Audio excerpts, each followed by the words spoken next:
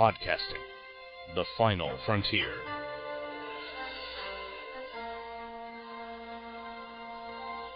This is the Hammer Podcast. Its 30-minute mission: to rehash geeky topics, to seek out new bastions of nerdiness, to timidly go where the more talented have gone before. Merry Yuletide greetings, one and all. In honor of my first year podcasting, and to celebrate this joyful season of the year, I decided to share with you probably my favorite story from this time of year. Yes, this particular story has been adapted many times, but I thought I would take you all the way back to the origin. So, with no further ado, and with my apologies for the quality and the length of this particular episode, allow me to present to you the original text of A Christmas Carol by Charles Dickens. Stave 1. Marley's Ghost. Marley was dead, to begin with. There is no doubt whatever about that. The register of his burial was signed by the clergyman, the clerk, the undertaker, and the chief mourner. Scrooge signed it, and Scrooge's name was good upon the change for anything he chose to put his hand to. Old Marley was dead as a doornail. Mind, I don't mean to say that I know, of my own knowledge, what there is particularly dead about doornail. I might have been inclined, myself, to regard a coffin nail as the deadest piece of ironmongery in the trade. But the wisdom of our ancestors is in the simile, and my unhallowed hands shall not disturb it, or the country's done for. You will therefore permit me to repeat, emphatically, that Marley was as dead as a doornail. Scrooge knew he was dead. Of course he did. How could it be otherwise? Scrooge and he were partners for I don't know how many years. Scrooge was his sole executor, his sole administrator, his sole assign, his sole residuary legatee, his sole friend, and his sole mourner. And even Scrooge was not so dreadfully cut up by the sad event, but that he was an excellent man of business on the very day of the funeral, and solemnized it with an undoubted bargain. The mention of Marley's funeral brings me back to the point I started from. There is no doubt that Marley was dead. This must be distinctly understood, or nothing wonderful can come of the story I'm going to relate. If we were not perfectly convinced that Hamlet's father died before the play began, there would be nothing more remarkable in his taking a stroll at night, in an easterly wind, upon his own ramparts, than there would be in any other middle-aged gentleman rashly turning out after dark in a breezy spot, say St. Paul's churchyard, for instance, literally to astonish his son's weak mind. Scrooge never painted out old Marley's name. There it stood, years afterwards, above the warehouse door, Scrooge and Marley. The firm was known as Scrooge and Marley. Sometimes people new to the business called Scrooge Scrooge, and sometimes Marley, but he answered to both names. It was all the same to him. Oh, but he was a tight-fisted hand at the grindstone, Scrooge, a squeezing, wrenching, grasping, scraping, clutching, covetous old sinner. Hard and sharp as flint, from which no steel had ever struck out generous fire. Secret and self-contained, and solitary as an oyster, the cold within him froze his features, nipped his pointed nose, shriveled his cheeks, stiffened his gait, made his eyes red, his thin lips blue, and spoke out shrewdly in his grating voice. A frosty rime was on his head, and his eyebrows, and his wiry chin. He carried his own low temperature always about with him. He iced his office in the dog days, and it didn't thaw 1 degree at Christmas. External heat and cold had little influence on Scrooge. No warmth could warm, no wintry weather chill him. No wind that blew was bitterer than he, no falling snow was more intent upon its purpose, no pelting rain less open to entreaty. Foul weather didn't know where to have him. The heaviest rain and snow and hail and sleet could boast of advantage over him only in one respect. They came down handsomely, and Scrooge never did. Nobody ever stopped him in the street to say, with gladsome looks, "My dear Scrooge, how are you? When will you come to see me?" No beggars implored him to bestow a trifle. No children asked him what it was o'clock. no man or woman ever once in all his life inquired the way to such and such a place of Scrooge. Even the blind men's dogs appeared to know him, and, when they saw him coming, would tug their owners into doorways or up courts, and then would wag their tails as though they said, "No eye at all is better than evil eye, dark master." But what did Scrooge care? It was the very thing he liked. To edge his way along the crowded paths of life, warning all human sympathy to keep its distance, was what the knowing ones called nuts to Scrooge. Once upon a time, of all the good days of the year, on Christmas Eve, old Scrooge sat busy in his counting-house. It was cold, bleak, biting weather, foggy withal, and he could hear the people in the court outside go wheezing up and down, beating their hands upon their breasts, stamping their feet on the pavement stones to warm them. The city clocks had only just gone 3, but it was quite dark already. It had not been light all day, and candles were flaring in the windows of the neighboring offices like ruddy smears upon the palpable brown air. The fog came pouring in at every chink and keyhole, and was so dense without that, although the court was of the narrowest, the houses opposite were mere phantoms. To see the old dingy cloud come drooping down, obscuring everything, one might have thought that nature lived hard by and was brewing on a large scale. The door of Scrooge's counting-house was open, that he might keep an eye on his clerk, who, in a dismal little cell beyond, a sort of tank, was copying letters. Scrooge had a very small fire, but the clerk's fire was so very much smaller that it looked like one coal.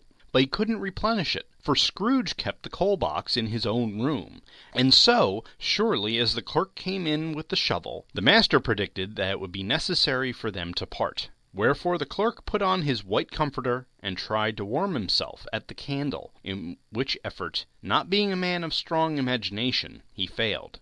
"Merry Christmas, Uncle! God save you!" cried a cheerful voice. It was the voice of Scrooge's nephew, who came upon him so quickly that it was the first information at hand of his approach. "Bah!" said Scrooge. "Humbug!" He had so heated himself with rapid walking in the fog and frost, this nephew of Scrooge's, that he was all aglow. His face was ruddy and handsome, his eyes sparkled, and his breath smoked again. "Christmas a humbug, Uncle?" said Scrooge's nephew. "You don't mean that, I'm sure." "I do," said Scrooge. "Merry Christmas! What right have you to be merry? What reason have you to be merry? You're poor enough." "Come, then," returned the nephew gaily. "What right have you to be dismal? What reason have you to be morose? You're rich enough." Scrooge, having no better answer ready on the spur of the moment, said "Bah!" again, and followed it up with "Humbug!" "Don't be cross, Uncle," said the nephew. "What else can I be," returned the uncle, "when I live in such a world of fools as this? Merry Christmas! Out upon Merry Christmas! What's Christmas time to you but a time for paying bills without money, a time for finding yourself a year older, and not an hour richer, a time for balancing your books, and having every item in 'em a round dozen of months presented dead against you? If I could work my will," said Scrooge indignantly, "every idiot who goes about with Merry Christmas on his lips should be boiled with his own pudding and buried with a stake of holly through his heart. He should." "Uncle!" pleaded the nephew. "Nephew!" returned the uncle sternly. "Keep Christmas in your own way, and let me keep it in mine." "Keep it!" repeated Scrooge's nephew. "But you don't keep it." "Let me leave it alone, then," said Scrooge. "Much good may it do you.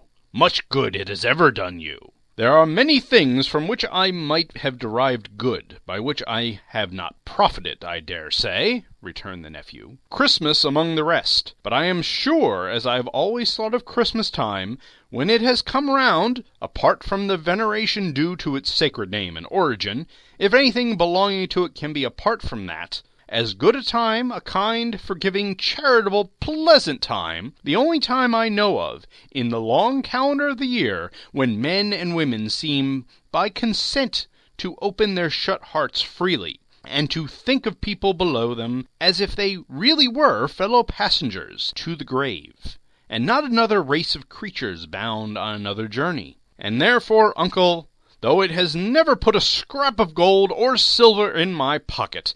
I believe that it has done me good, and will do me good, and I say God bless it!"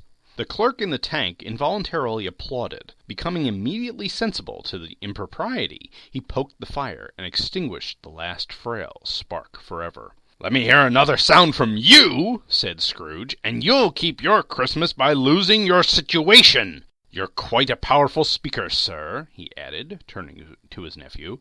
"I wonder you don't go into Parliament. Don't be angry, uncle. Come, dine with us tomorrow." Scrooge said that he would see him.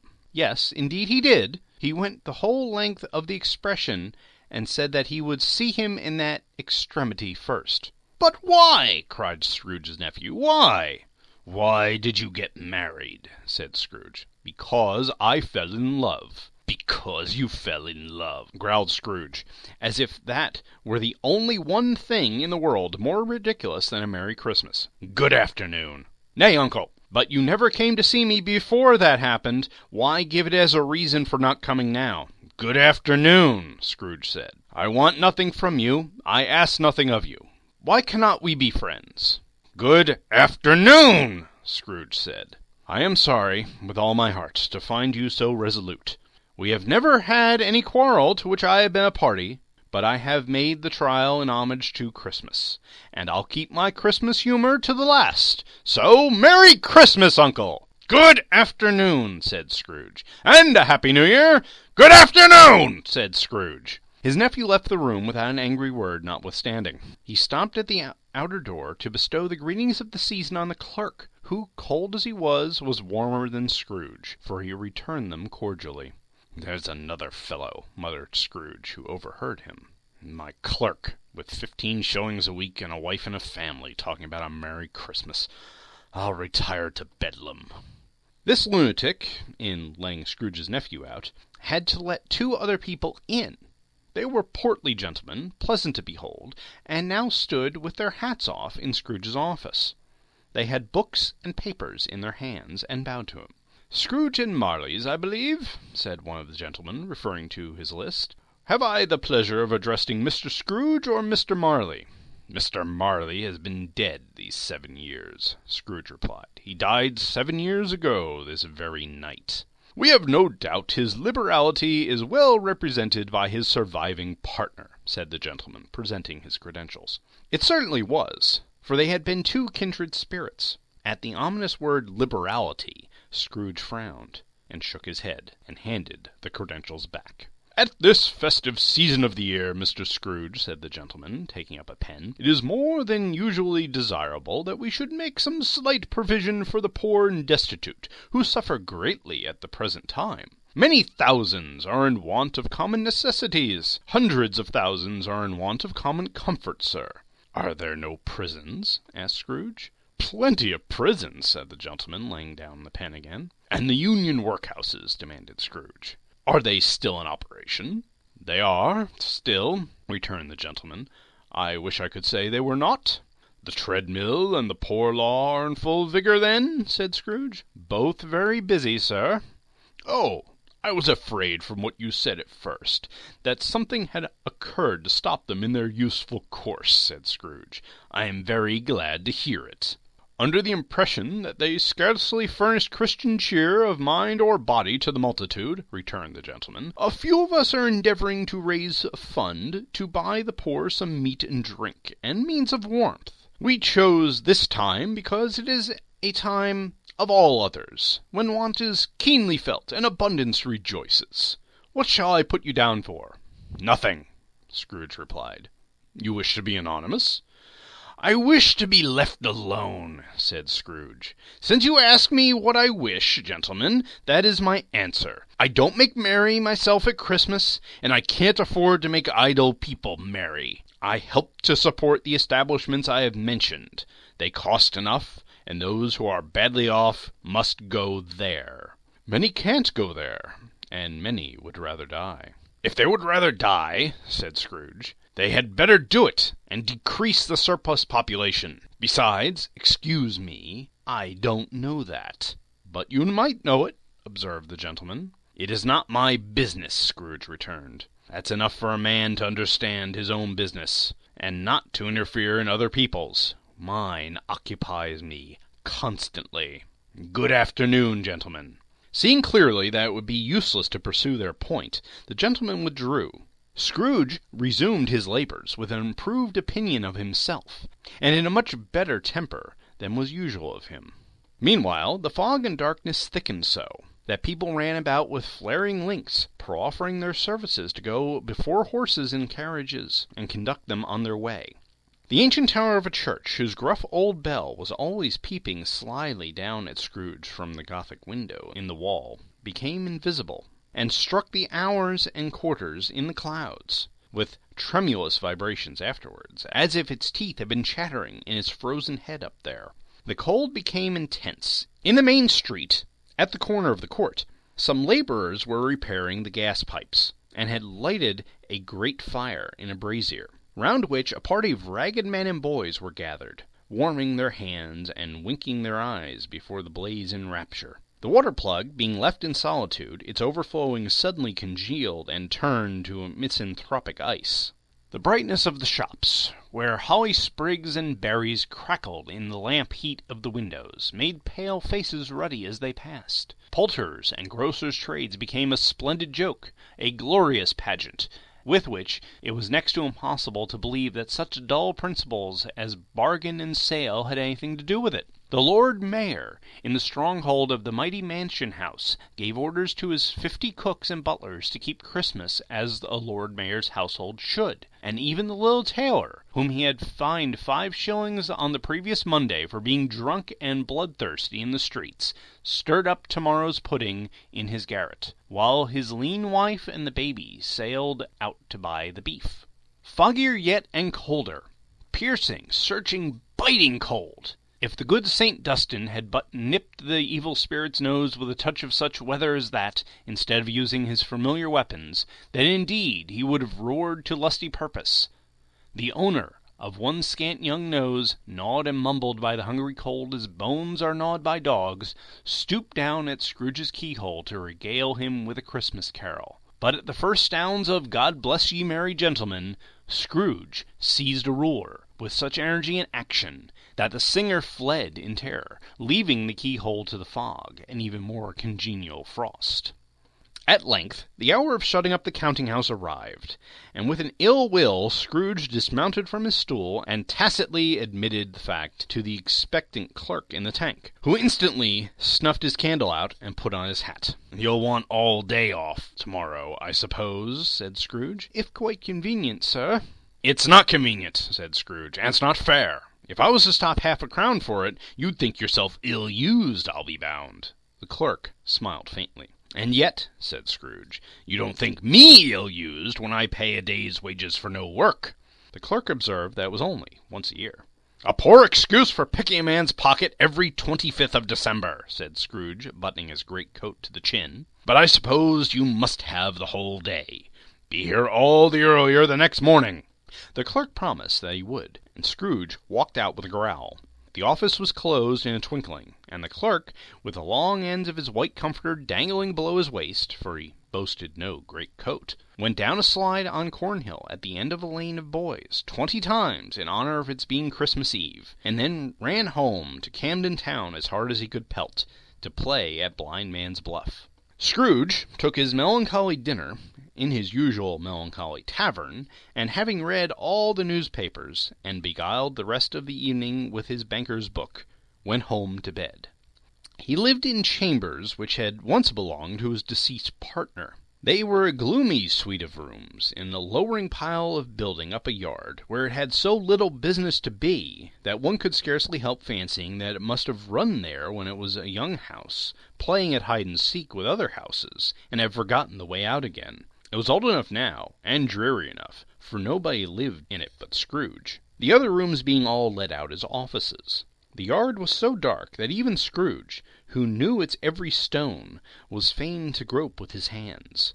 The fog and frost so hung about the black old gateway of the house that it seemed as if the genius of the weather sat in mournful meditation on the threshold. Now, it is a fact that there was nothing at all particular about the knocker on that door, except that it was very large.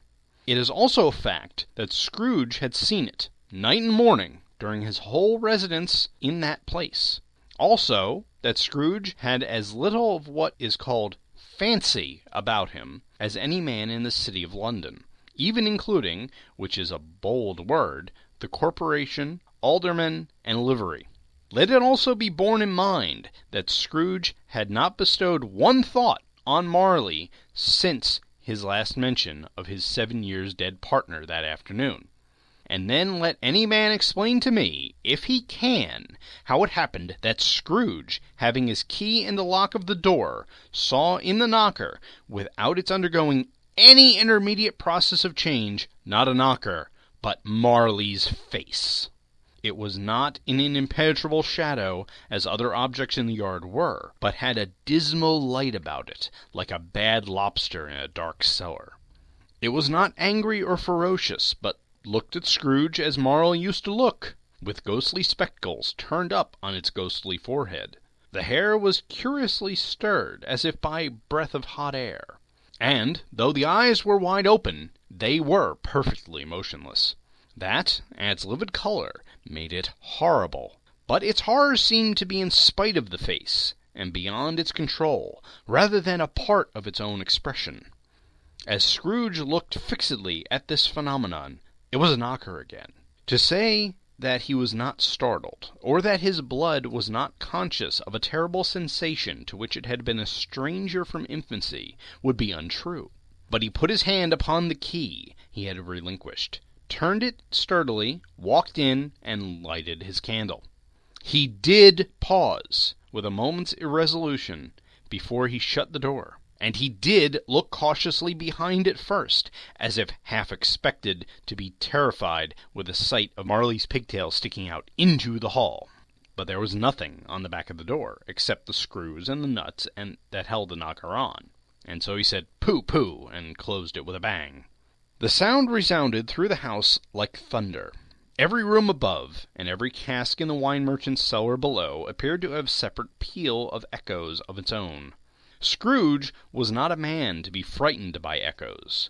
He fastened the door, and walked across the hall and up the stairs, slowly too, trimming his candle as he went. You may talk vaguely about driving a coach and six up a good old flight of stairs, or through a bad Act of Parliament, but I mean to say you might have got a hearse up that staircase and taken it broadwise, with a splitter bar towards the wall and doors open to the balustrades, and done it easily. There was plenty of width for that, and room to spare, which is perhaps the reason why Scrooge thought he saw a locomotive hearse going on before him in the gloom.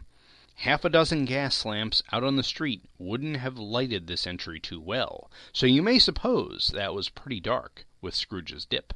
Up Scrooge went, not caring a button for that. Darkness is cheap, and Scrooge liked it. But before he shut his heavy door, he walked through his rooms to see that all was right.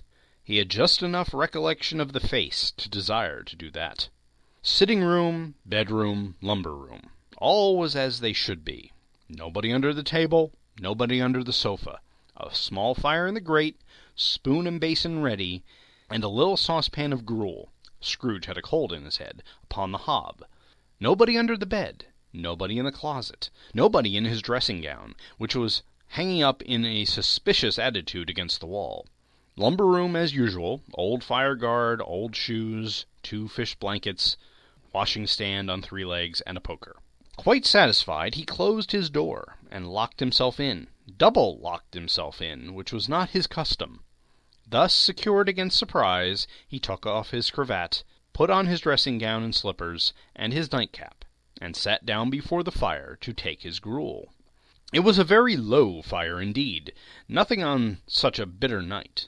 He was obliged to sit close to it and brood over it before he could extract the least sensation of warmth from such a handful of fuel.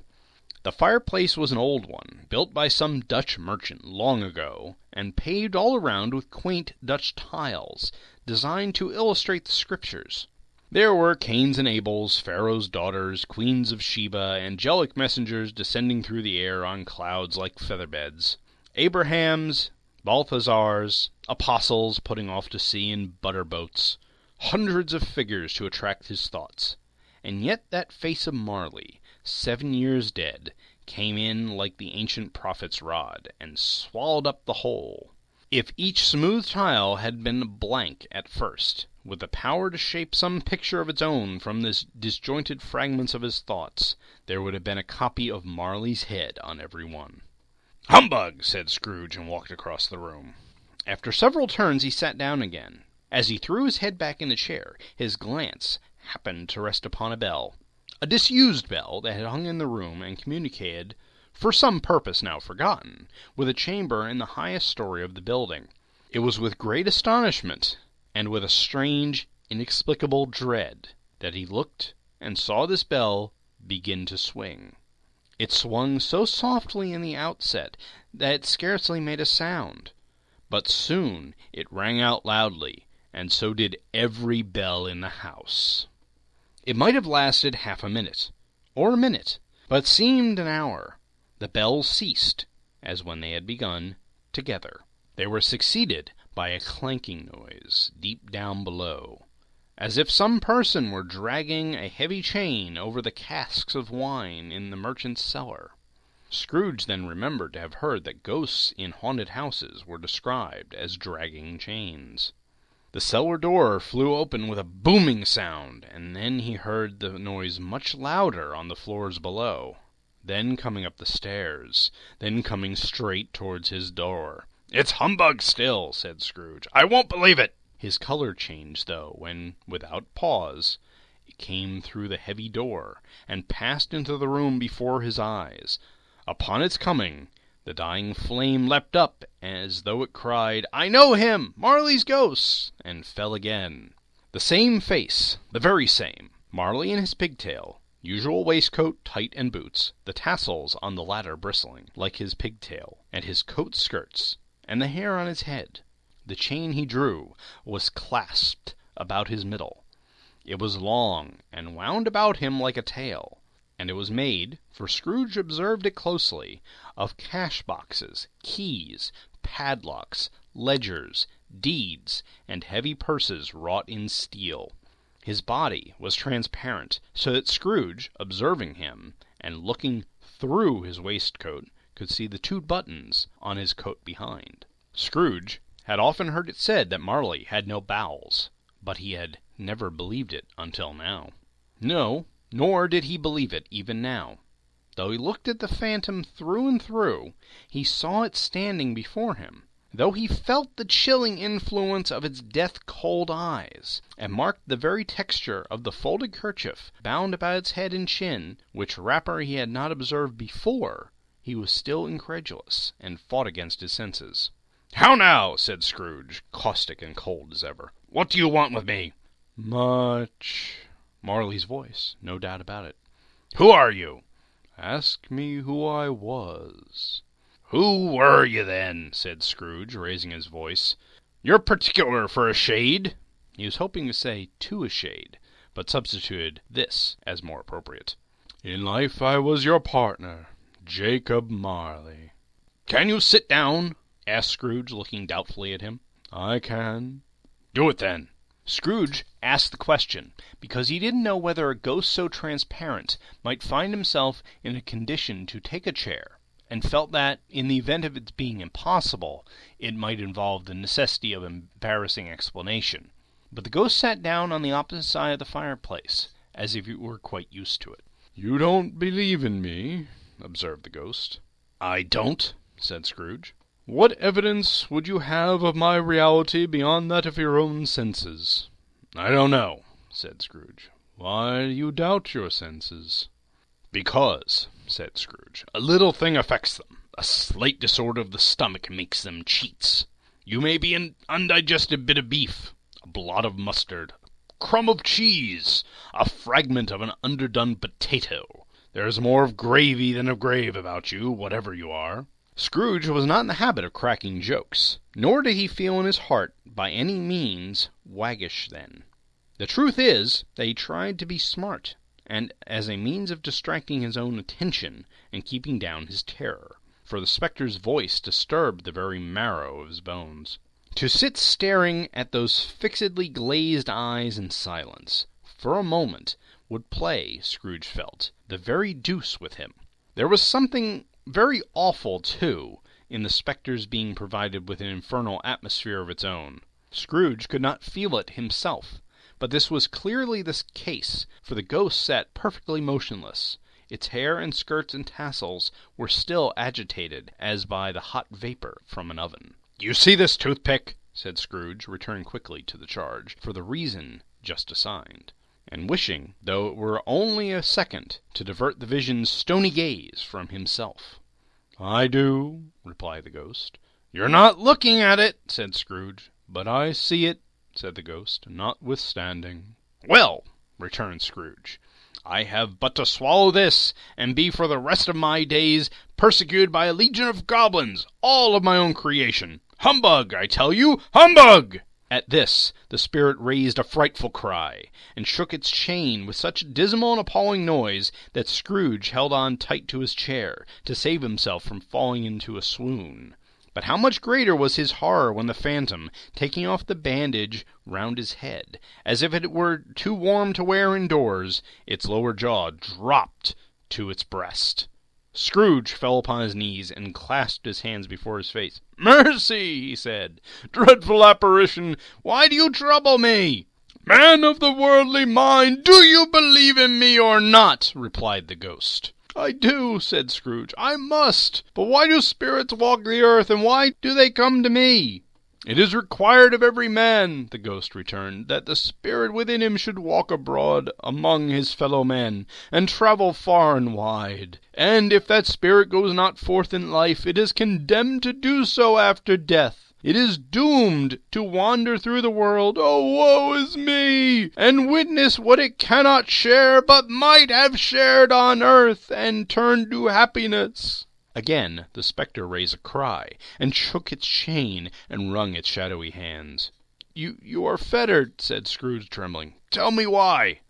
"I wear the chain I forged in life," replied the ghost. "I made it link by link and yard by yard. I girded it on of my own free will, and of my own free will I wore it. Is its pattern strange to you?"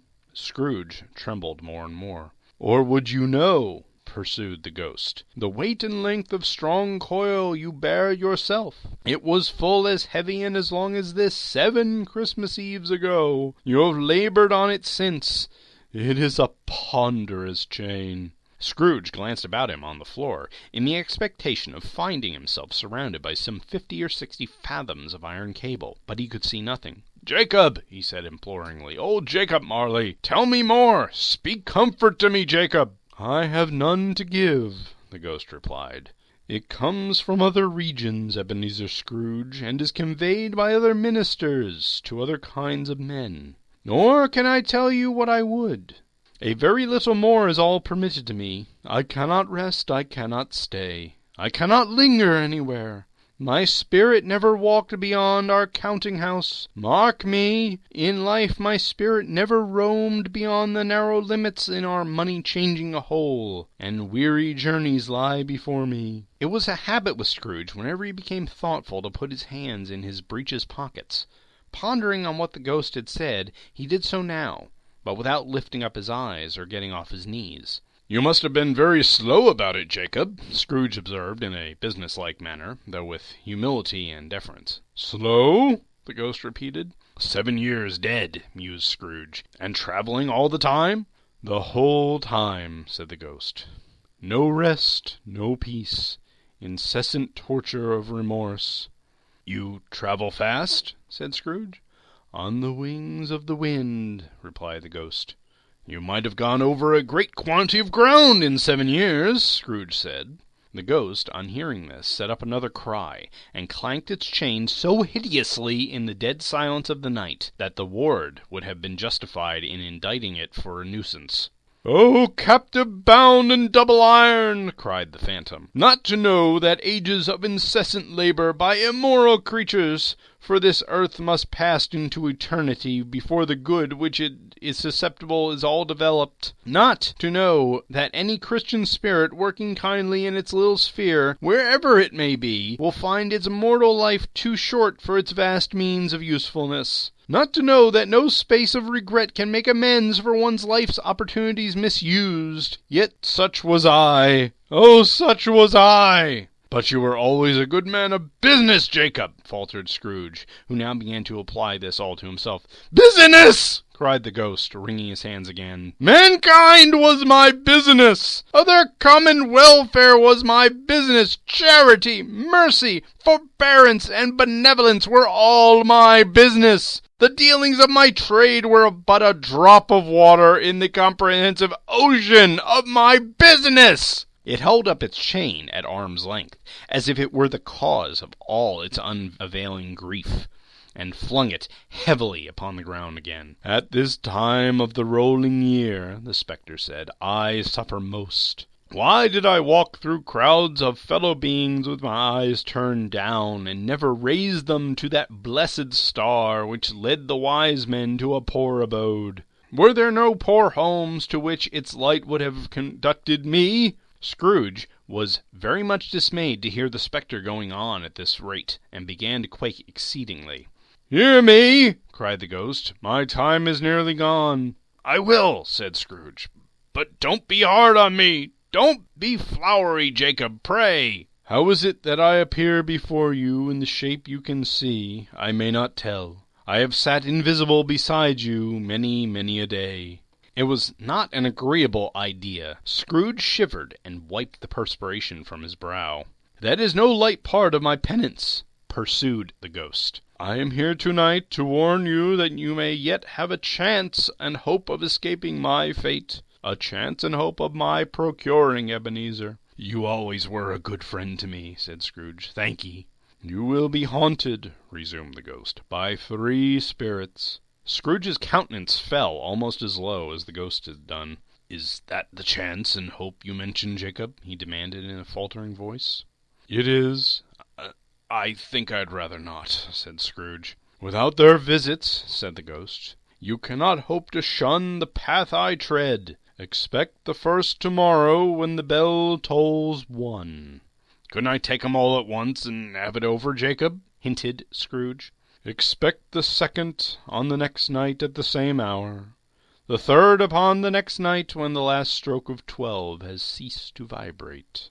Look to see me no more, and look that, for your own sake, you remember what has passed between us." When it said these words, the spectre took its wrapper from the table and bound it round its head as before. Scrooge knew this by the smart sound its teeth made when the jaws were brought together by the bandage.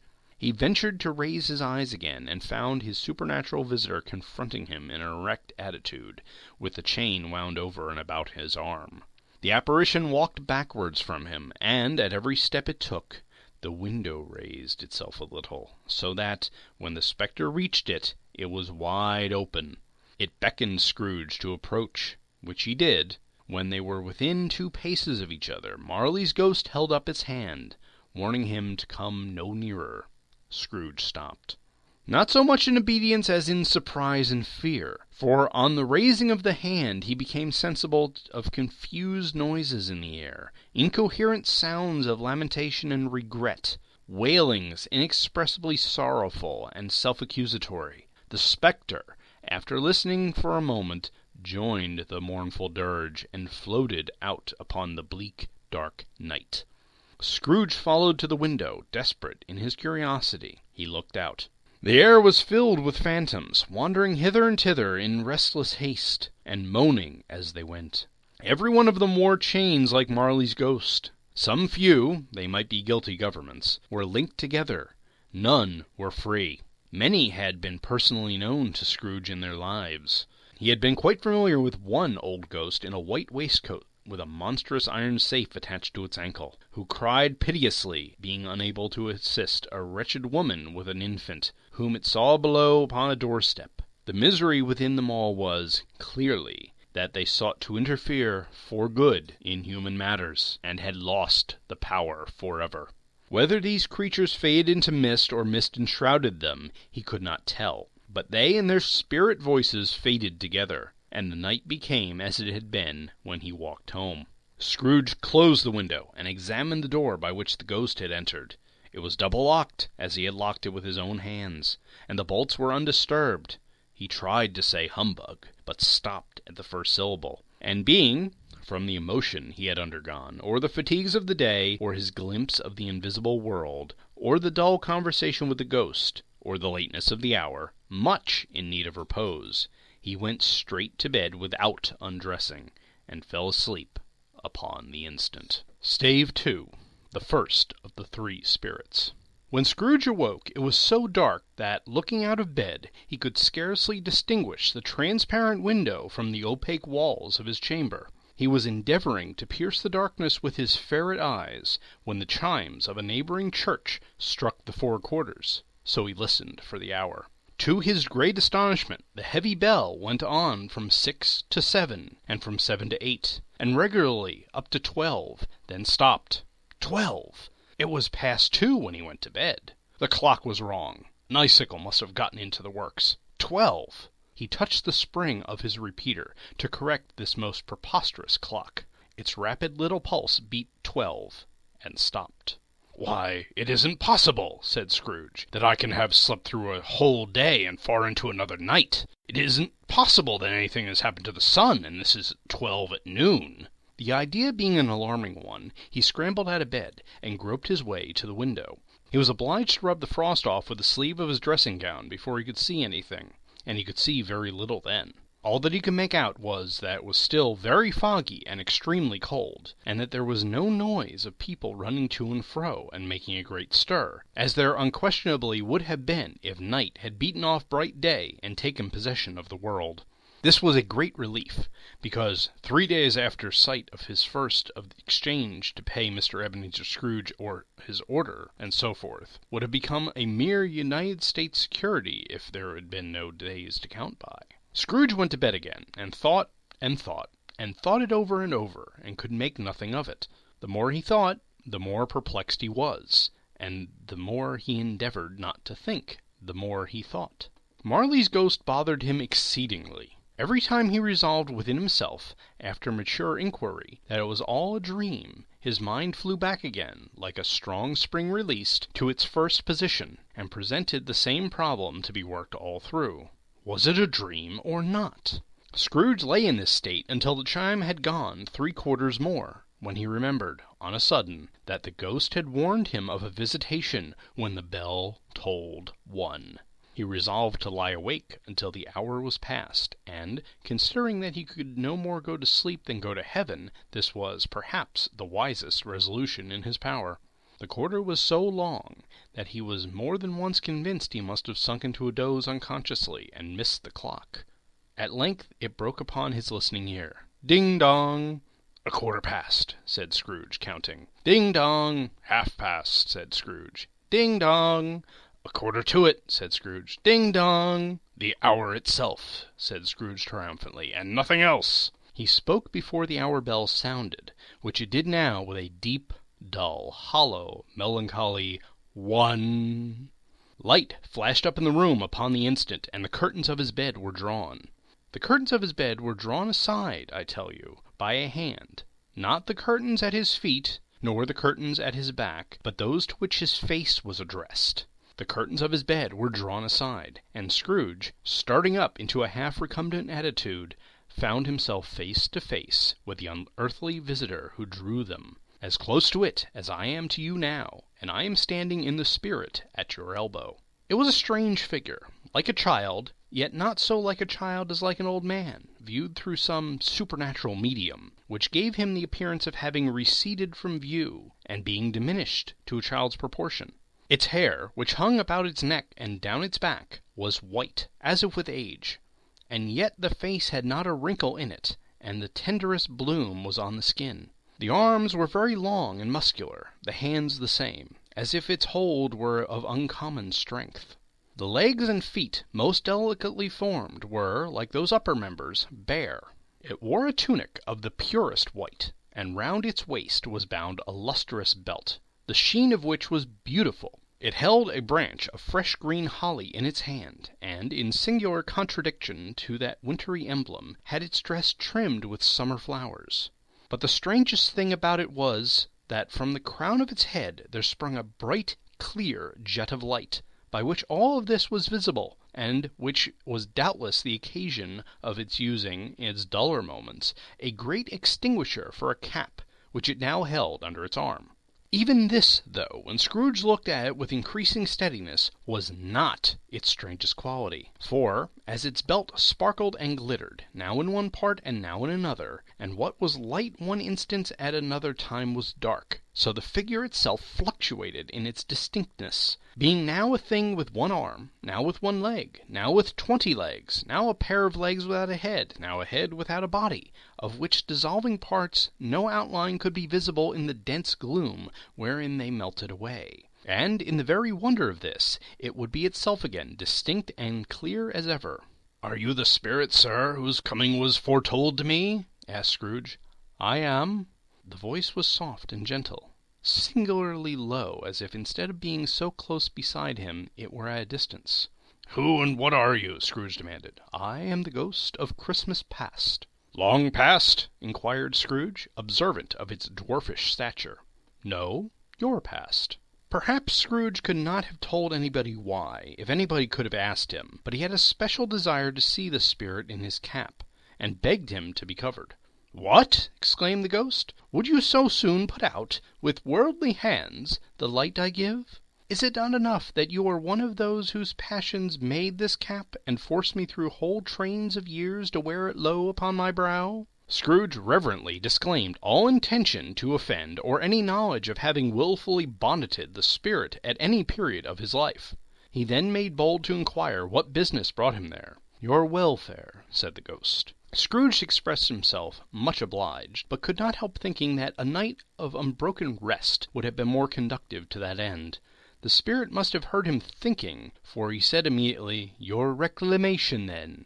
Take heed." It put out its strong hand as it spoke, and clasped him gently about the arm.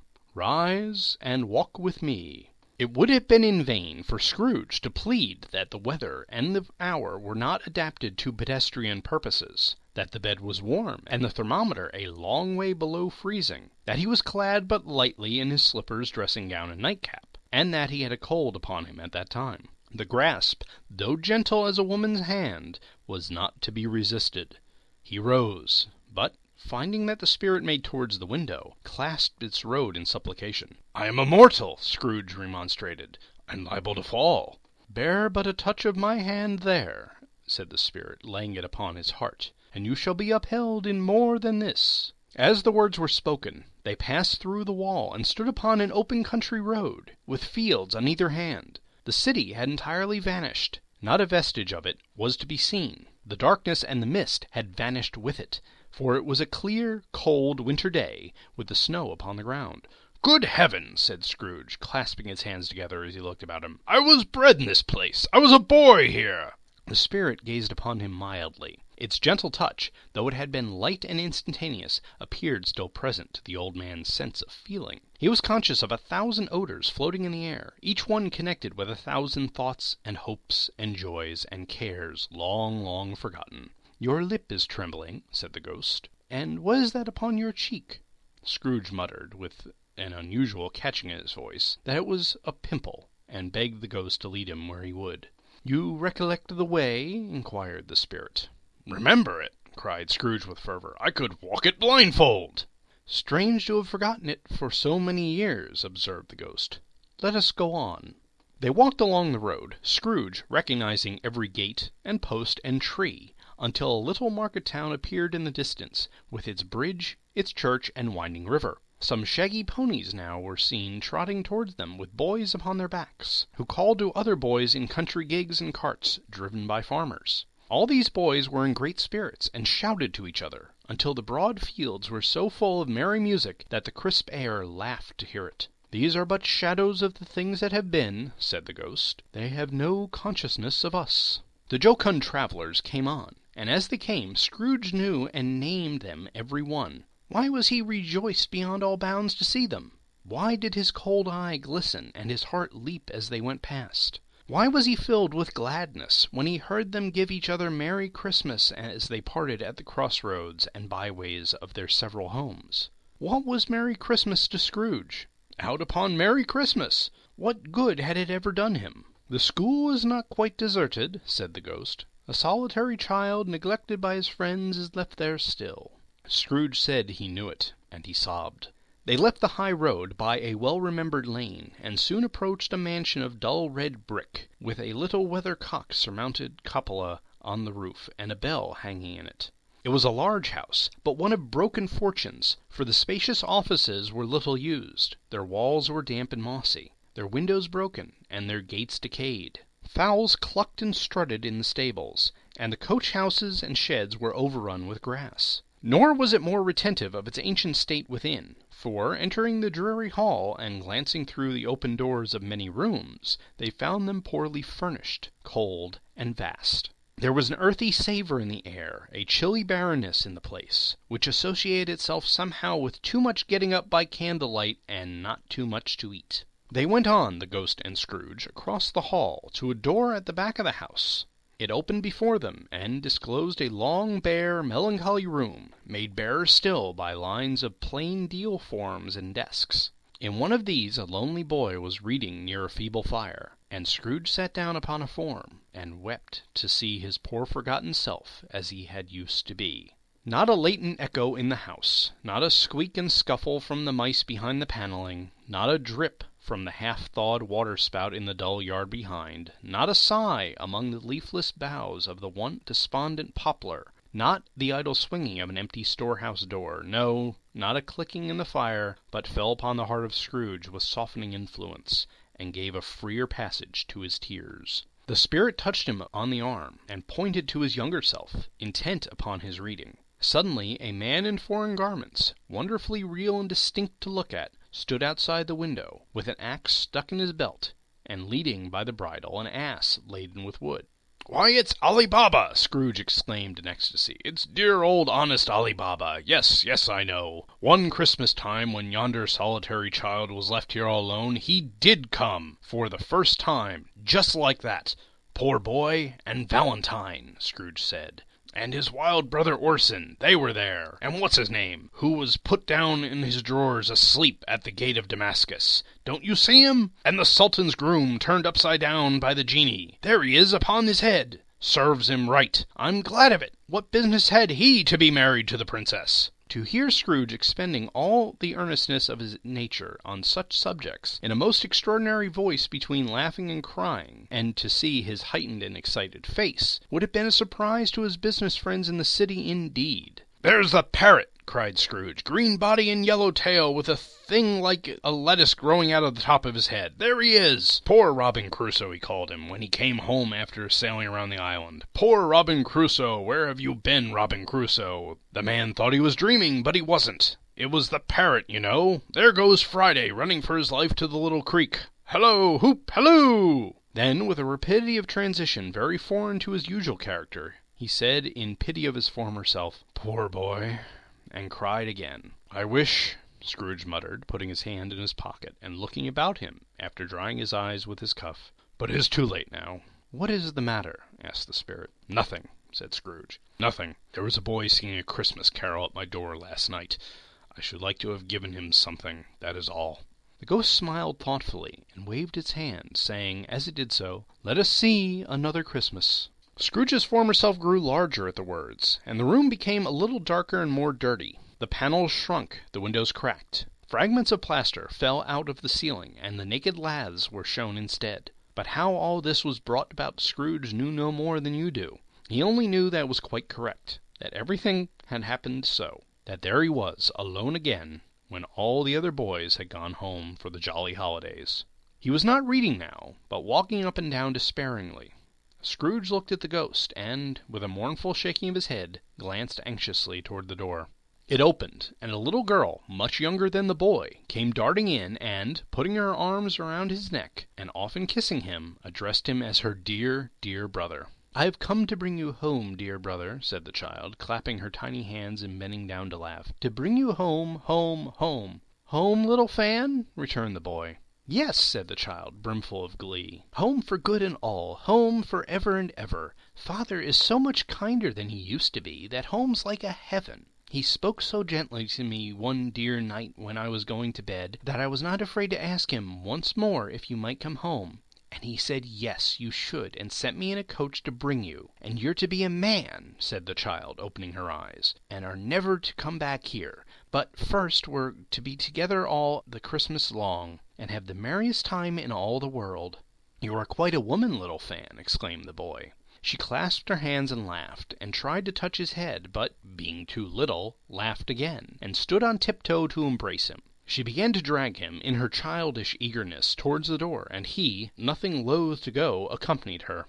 A terrible voice in the hall cried, "Bring down Master Scrooge's box there!" And in the hall appeared the schoolmaster himself, who glared on Master Scrooge with a ferocious condescension, and threw him into a dreadful state of mind, by shaking hands with him. He then conveyed him and his sister to the veriest old well of a shivering best parlour that ever was seen, where the maps upon the wall, and the celestial and terrestrial globes in the windows, were waxy with cold. Here he produced a decanter of curiously light wine, and a block of curiously heavy cake, and administered installments of those dainties to the young people, at the same time sending out a menagerie of servants to offer a glass of something to the post-boy, who answered that he thanked the gentleman, but if it was the same tap as he had tasted before, he'd rather not. Master Scrooge's trunk being by this time tied on to the top of the chaise, the children bade the schoolmaster good-bye right willingly, and, getting into it, drove gaily down the garden sweep, the quick wheels dashing the hoar-frost and the snow off the dark leaves of the evergreens like spray. "Always a delicate creature whom a breath may have withered," said the ghost. "But she had a large heart." "So she had," cried Scrooge. "You're right. I will not gainsay it, Spirit. God forbid." "She died a woman," said the ghost, "and had, I think, children." "One child," Scrooge returned. "True," said the ghost. "Your nephew?" Scrooge seemed uneasy in his mind, answered briefly, "Yes." Although they had but that moment left the school behind them, they were now in the busy thoroughfares of a city, where shadowy passengers passed and repassed, where shadowy carts and coaches battled for the way, and all the strife and tumult of a real city were. It was made plain enough, by the dressing of the shops, that here too it was Christmas time again. But it was evening, and the streets were lighted up. The ghost stopped at a certain warehouse door, and asked Scrooge if he knew it. "Know it?" said Scrooge. "I was apprenticed here." They went in. At sight of an old gentleman in a Welsh wig, sitting behind such a high desk that if he had been 2 inches taller he must have knocked his head against the ceiling, Scrooge cried in great excitement, "Why, it's old Fezziwig! Bless his heart, it's Fezziwig alive again!" Old Fezziwig laid down his pen and looked up at the clock, which pointed to the hour of 7. He rubbed his hands, adjusted his capricious waistcoat, laughed all over himself, from his shoes to his organ of benevolence, and called out, in a comfortable, oily, rich, fat, jovial voice, "Yo-ho there! Ebenezer! Dick!" Scrooge's former self, now grown a young man, came briskly in, accompanied by his fellow apprentice. "Dick Wilkins, to be sure," said Scrooge to the ghost. "Bless me, yes, there he is. He was very much attached to me, was Dick. Poor Dick, dear, dear." "Yo-ho, my boys," said Fezziwig. "No more work tonight. Christmas Eve, Dick. Christmas, Ebenezer. Let's have the shutters up," cried old Fezziwig with a sharp clap of his hands, "before a man can say Jack Robinson." You wouldn't believe how those two fellows went at it. They charged into the street with the shutters. 1, 2, 3, had them up in their places. 4, 5, 6, barred 'em and pinned 'em. 7, 8, 9, and came back before you could have gotten to 12, panting like racehorses. "Hilly-ho!" cried old Fezziwig, skipping down from the high desk with wonderful agility. "Clear away, my lads, and let's have lots of room here. Hilly-ho, Dick! Cheer up, Ebenezer!" Clear away. There was nothing they wouldn't have cleared away, or couldn't have cleared away, with old Fezziwig looking on. It was done in a minute. Every movable was packed off as if it were dismissed from the public life for evermore. The floor was swept and watered, the lamps were trimmed, fuel was heaped upon the fire, and the warehouse was as snug and warm and dry and bright as a ballroom as you would desire to see upon a winter's night. In came a fiddler with a music book, and went up to the lofty desk, and made an orchestra of it, and tuned like 50 stomachaches. In came Mrs. Fezziwig, one vast substantial smile. In came the 3 Miss Fezziwigs, beaming and lovable. In came the 6 young followers whose hearts they broke. In came all the young men and women employed in the business. In came the housemaid with her cousin the baker. In came the cook with her brother's particular friend the milkman. In came the boy from over the way, who was suspected of not having bored enough of his master, trying to hide himself behind the girl from next door but one, who was proved to have had her ears pulled by her mistress. In they all came, one after another, some shyly, some boldly, some gracefully, some awkwardly, some pushing, some pulling. In they all came, and how and every how. Away they all went, 20 couple at once, hands half round and back again the other way, down the middle and up again, round and round in various stages of affectionate grouping. Old top couple always turning up in the wrong place, new top couple starting off again as soon as they got there. All top couples at last, and not a bottom one to help them. When this result was brought about, old Fezziwig, clapping his hands to stop the dance, cried out, "Well done!" And the fiddler plunged his hot face into a pot of porter, especially provided for that purpose. But scorning rest upon his reappearance, he instantly began again, though there were no dancers yet, as if the other fiddler had been carried home, exhausted on a shutter, and he were a brand-new man, resolved to beat him out of sight or perish. There were more dances, and there were forfeits, and more dances, and there was cake, and there was negus, and there was a great piece of cold roast, and there was a great piece of cold boiled, and there were mince pies, and plenty of beer. But the great effect of the evening came after the roast and boiled, when the fiddler, an artful dog mind, the sort of man who knew his business better than you or I could have told it to him, struck up Sir Roger de Coverley. Then old Fezziwig stood out to dance with Mrs. Fezziwig. Top couple, too, with a good stiff piece of work cut out for them, 3 or 4 and 20 pair of partners, people who were not to be trifled with, people who would dance, and had no notion of walking. But if they had been twice as many, 4 times, old Fezziwig would have been a match for them, and so would Mrs. Fezziwig. As to her, she was worthy to be his partner in every sense of the term. If that's not high praise, tell me higher, and I'll use it. A positive light appeared to issue from Fezziwig's calves. They shone in every part of the dance like moons. You couldn't have predicted, at any given time, what would become of them next. And when old Fezziwig and Mrs. Fezziwig had gone all through the dance, advance and retire, both hands to your partner, bow and curtsy, corkscrew, thread the needle, and back again to your place, Fezziwig cut so deftly that he appeared to wink with his legs, and came upon his feet again without a stagger. When the clock struck 11, this domestic ball broke up. Mr. and Mrs. Fezziwig took their stations, one on either side of the door, and, shaking hands with every person individually as he or she went out, wished him or her a Merry Christmas. When everybody had retired but the 2 prentices, they did the same to them, and thus the cheerful voices died away, and the lads were left to their beds, which were under a counter in the back shop. During the whole of this time, Scrooge had acted like a man out of his wits. His heart and soul were in the scene, and with his former self. He corroborated everything, remembered everything, enjoyed everything, and underwent the strangest agitation. It was not until now, when the bright faces of his former self and Dick were turned from them, that he remembered the ghost, and became conscious that it was looking full upon him, while the light upon its head burnt very clear. "A small matter," said the ghost, "to make these silly folks so full of gratitude." "Small," echoed Scrooge. The spirit signed him to listen to the 2 apprentices, who were pouring out their hearts in praise of Fezziwig, and, when he had done so, said, "Why, is it not? He has spent but a few pounds of your mortal money. 3 or 4, perhaps.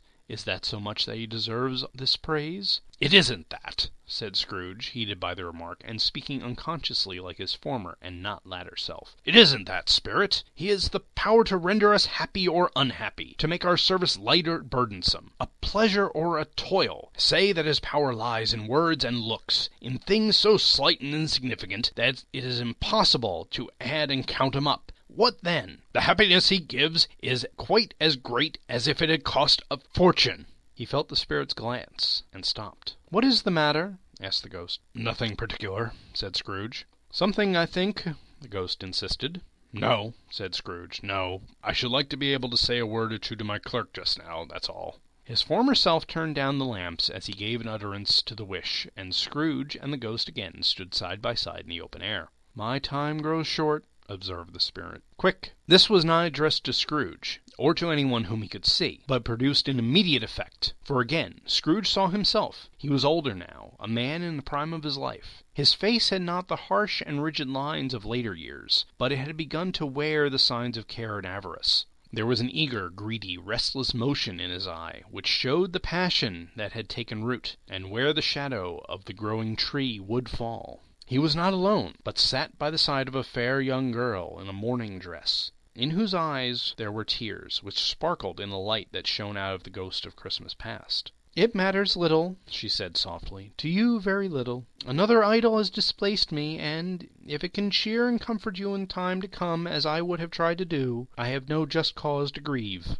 "What idol has displaced you?" he rejoined. "A golden one." "This is the even-handed dealing of the world," he said. "There is nothing on which it is so hard as poverty, and there is nothing it professes to condemn with such severity as the pursuit of wealth." "You fear the world too much," she answered gently. "All your other hopes have merged into the hope of being beyond the chance of its sordid reproach. I have seen your nobler aspirations fall off one by one, until the master passion, gain, engrosses you. Have I not?" "What then?" he retorted. "Even if I have grown so much wiser, what then? I have not changed towards you." She shook her head. "Am I?" "Our contract is an old one. It was made when we were both poor, and content to be so, until in good season we could improve our worldly fortune by our patient industry. You are changed. When it was made, you were another man."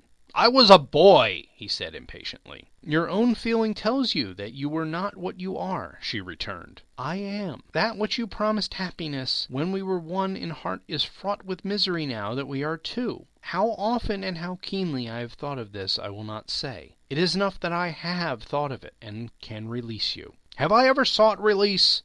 "In words, no, never." "In what, then?" "In a changed nature, in an altered spirit, in another atmosphere of life, another hope as its great end, in everything that made my love of any worth or value in your sight." "If this had never been between us," said the girl, looking mildly, but with steadiness upon him, "tell me, would you seek me out and try to win me now?" "Ah, no." He seemed to yield to the justice of this supposition, in spite of himself, but he said, with a struggle, You think not?" "I would gladly think otherwise if I could," she answered. "Heaven knows, when I have learned a truth like this, I know how strong and irresistible it must be. But if you were free today, tomorrow, yesterday, can I even believe that you would choose a dowerless girl? You, who, in every confidence with her, weigh everything by gain? Or, choosing her, if for a moment you were false enough in your one guiding principle to do so, do I not know that your repentance and regret would surely follow?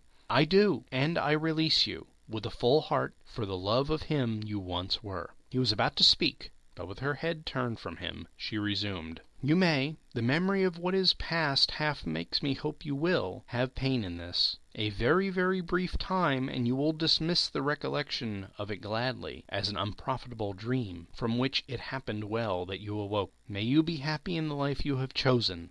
She left him, and they parted. "Spirit," said Scrooge, "show me no more. Conduct me home. Why do you delight to torture me?" "One shadow more!" exclaimed the ghost. "No more!" cried Scrooge. "No more! I don't wish to see it! Show me no more!" But the relentless ghost pinioned him in both arms, and forced him to observe what happened next. They were in another scene and place. A room not very large or handsome, but full of comfort. Near to the winter fire sat a beautiful young girl, so like that last that Scrooge believed it was the same, until he saw her, now a comely matron, sitting opposite her daughter. The noise in this room was perfectly tumultuous, for there were more children there than Scrooge in his agitated state of mind could count, and, unlike the celebrated herd in the poem, they were not 40 children conducting themselves like one, but every child was conducting itself like 40. The consequences were uproarious beyond belief, but no one seemed to care. On the contrary, the mother and daughter laughed heartily, and enjoyed it very much, and the latter, soon beginning to mingle in the sports, got pillaged by the young brigands most ruthlessly. What would I not have given to be one of them? Though I could never have been so rude, no, I wouldn't for the wealth of all the world have crushed that braided hair and torn it down. And for the precious little shoe, I wouldn't have plucked it off, God bless my soul, to save my life. As to measuring her waist in sport, as they did, bold young brood, I couldn't have done it. I should have expected my arm to have grown round it for a punishment, and never come straight again. And yet I should have dearly liked, I own, to have touched her lips, to have questioned her, that she might have opened them, to have looked upon the lashes of her downcast eyes, and never raised a blush, to have let loose waves of hair, an inch of which would be a keepsake beyond price. In short, I should have liked, I do confess, to have the lightest license of a child, and yet been man enough to know its value. But now a knocking at the door was heard, and such a rush immediately ensued that she, with laughing face and plundered dress, was borne toward it in the centre of a flushed and boisterous group, just in time to greet the father, who came home attended by a man laden with Christmas toys and presents. Then the shouting and the struggling, and the onslaught that was made on the defenceless porter, the scaling him with chairs for ladders, to dive into his pockets, to spoil him of brown paper parcels, hold on tight to his cravat, hug him round the neck, pummel his back, and kick his legs in irrepressible affection. The shouts of wonder and delight with which the development of every package was received. The terrible announcement that the baby had been taken in the act of putting a doll's frying pan into its mouth, and was more than suspected of having swallowed the fictitious turkey glued on the wooden platter. The immense relief of finding this a false alarm. The joy and gratitude and ecstasy. They are all indescribable alike. It is enough that by degrees the children and their emotions got out of the parlor, and, by one stair at a time, up to the top of the house, where they went to bed, and so subsided. And now Scrooge looked on more attentively than ever, when the master of the house, having his daughter leaning fondly on him, sat down with her and her mother at his own fireside. And when he thought that such another creature, quite as graceful and as full of promise, might have called him father, and been a springtime in the haggard winter of his life, his sight grew very dim indeed. "Belle," said the husband, turning to his wife with a smile, "I saw an old friend of yours this afternoon. Who was it? Guess." "How can I? Tut, don't I know?" she added in the same breath, laughing as he laughed. "Mr. Scrooge!" "Mr. Scrooge it was. I passed his office window, and it was not shut up, and he had a candle inside. I could scarcely help seeing him. His partner lies upon the point of death, I hear, and there he sat alone, quite alone in the world, I do believe." "Spirit," said Scrooge in a broken voice, "remove me from this place." "I told you these were shadows of things that have been," said the ghost. "That they are what they are, do not blame me." "Remove me!" Scrooge exclaimed. "I cannot bear it!" He turned upon the ghost, and seeing that it looked upon him with a face in which in some strange way there were fragments of all the faces it had shown him, wrestled with him. "Leave me! Take me back! Haunt me no longer!" In the struggle, if that can be called a struggle, in which the ghost, with no visible resistance on its own part, was undisturbed by any effort in its adversary, Scrooge observed that its light was burning high and bright, and dimly connecting that with the influence over him, he seized the extinguisher cap, and by a sudden action pressed it down upon his head. The spirit dropped beneath it, so that the extinguisher covered its whole form, but, though Scrooge pressed it down with all his force, he could not hide the light, which streamed from under it in an unbroken flood upon the ground. He was conscious of being exhausted, and overcome by an irresistible drowsiness, and further, of being in his own bedroom. He gave the cap a parting squeeze, in which his hand relaxed, and he had barely time to reel to bed before he sank into a heavy sleep. Stave 3. The second of the three spirits.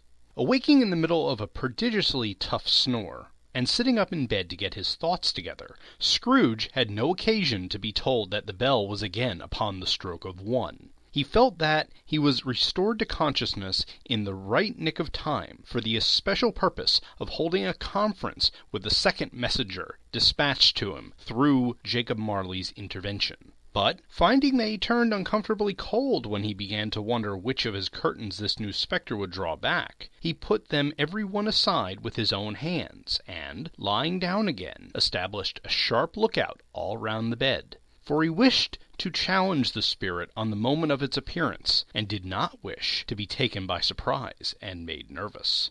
Gentlemen of the free and easy sort, who plume themselves on being acquainted with a move or two, and being usually equal to the time of day, express the wide range of their capacity for adventure by observing that they are good for anything from pitch and toss to manslaughter, between which opposite extremes, no doubt, there lies a tolerably wide and comprehensive range of subjects. without venturing for Scrooge quite as heartily as this, I don't mind calling on you to believe that he was ready for a good broad field of strange appearances, and that nothing between a baby and a rhinoceros would have astonished him very much. Now, being prepared for almost anything, he was not by any means prepared for nothing. And, consequently, when the bell struck 1, and no shape appeared, he was taken with a violent fit of trembling.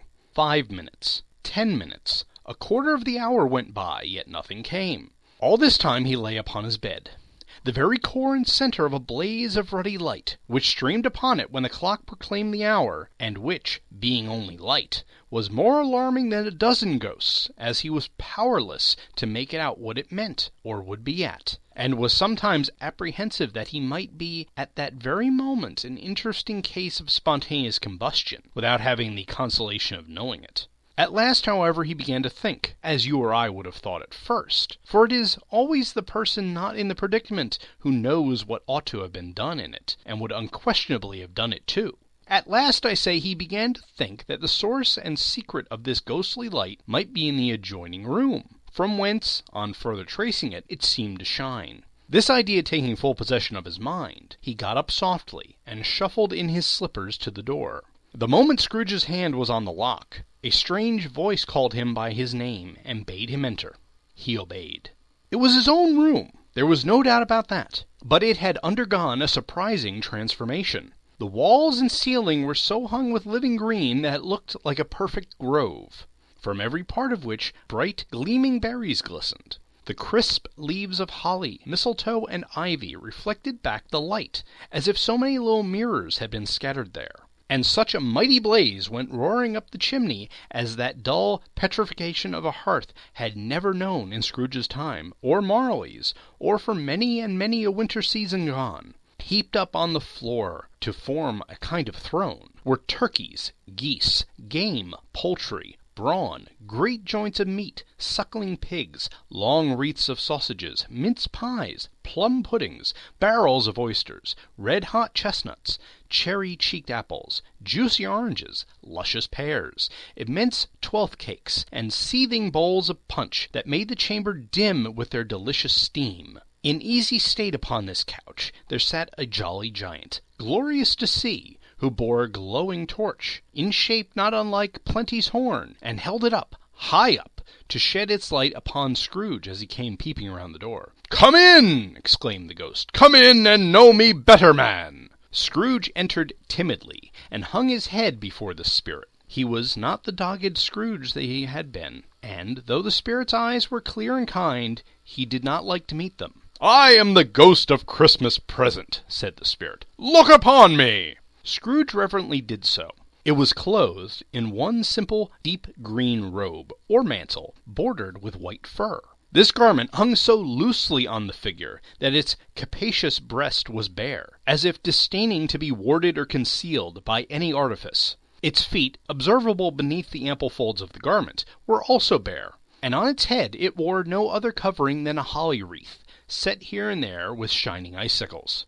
Its dark brown curls were long and free as its genial face, its sparkling eye, its open hand, its cheery voice, its unconstrained demeanor, and its joyful air. Girded round its middle was an antique scabbard, but no sword was in it, and the ancient sheath was eaten up with rust.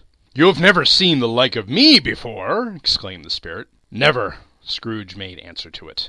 "Have never walked forth with the younger members of my family, meaning, for I am very young, my elder brothers born in these later years?" pursued the phantom. "I don't think I have," said Scrooge. "I'm afraid I've not. Have you had many brothers, spirit?" "More than 1,800, said the ghost.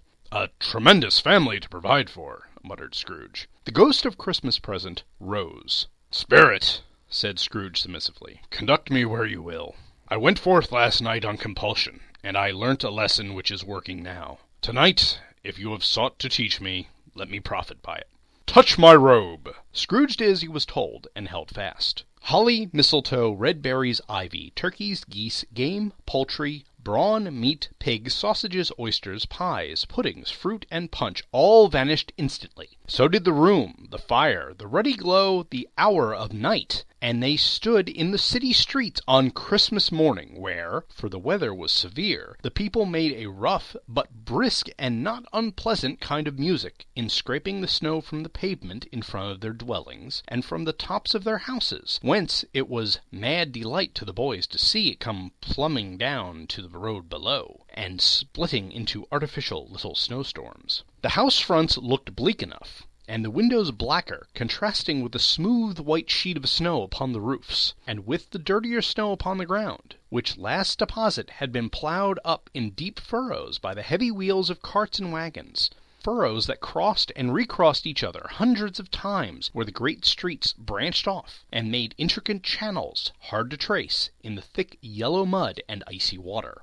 The sky was gloomy, and the shortest streets were choked up with the dingy mist, half-thawed, half-frozen, whose heavier particles descended in a shower of sooty atoms, as if all the chimneys in Great Britain had, by one consent, caught fire and were blazing away to their dear heart's content. There was nothing very cheerful in the climate or the town, and yet there was an air of cheerfulness abroad that the clearest summer air and brightest summer sun might have endeavored to diffuse in vain. For the people who were shoveling away on the housetops were jovial and full of glee, calling out to one another from the parapets, and now and then exchanging a facetious snowball, better-natured missile by far than many a wordy jest, laughing heartily if it went right, and not less heartily if it went wrong. The poulterers' shops were still half open, and the fruiterers were radiant in their glory. There was great, round, pot-belly baskets of chestnuts, shaped like the waistcoats of jolly old gentlemen, lolling at the doors, and tumbling out into the streets with their apoplectic opulence. There were ruddy, brown-faced, broad-girthed Spanish onions, shining in the fatness of their growth like Spanish friars,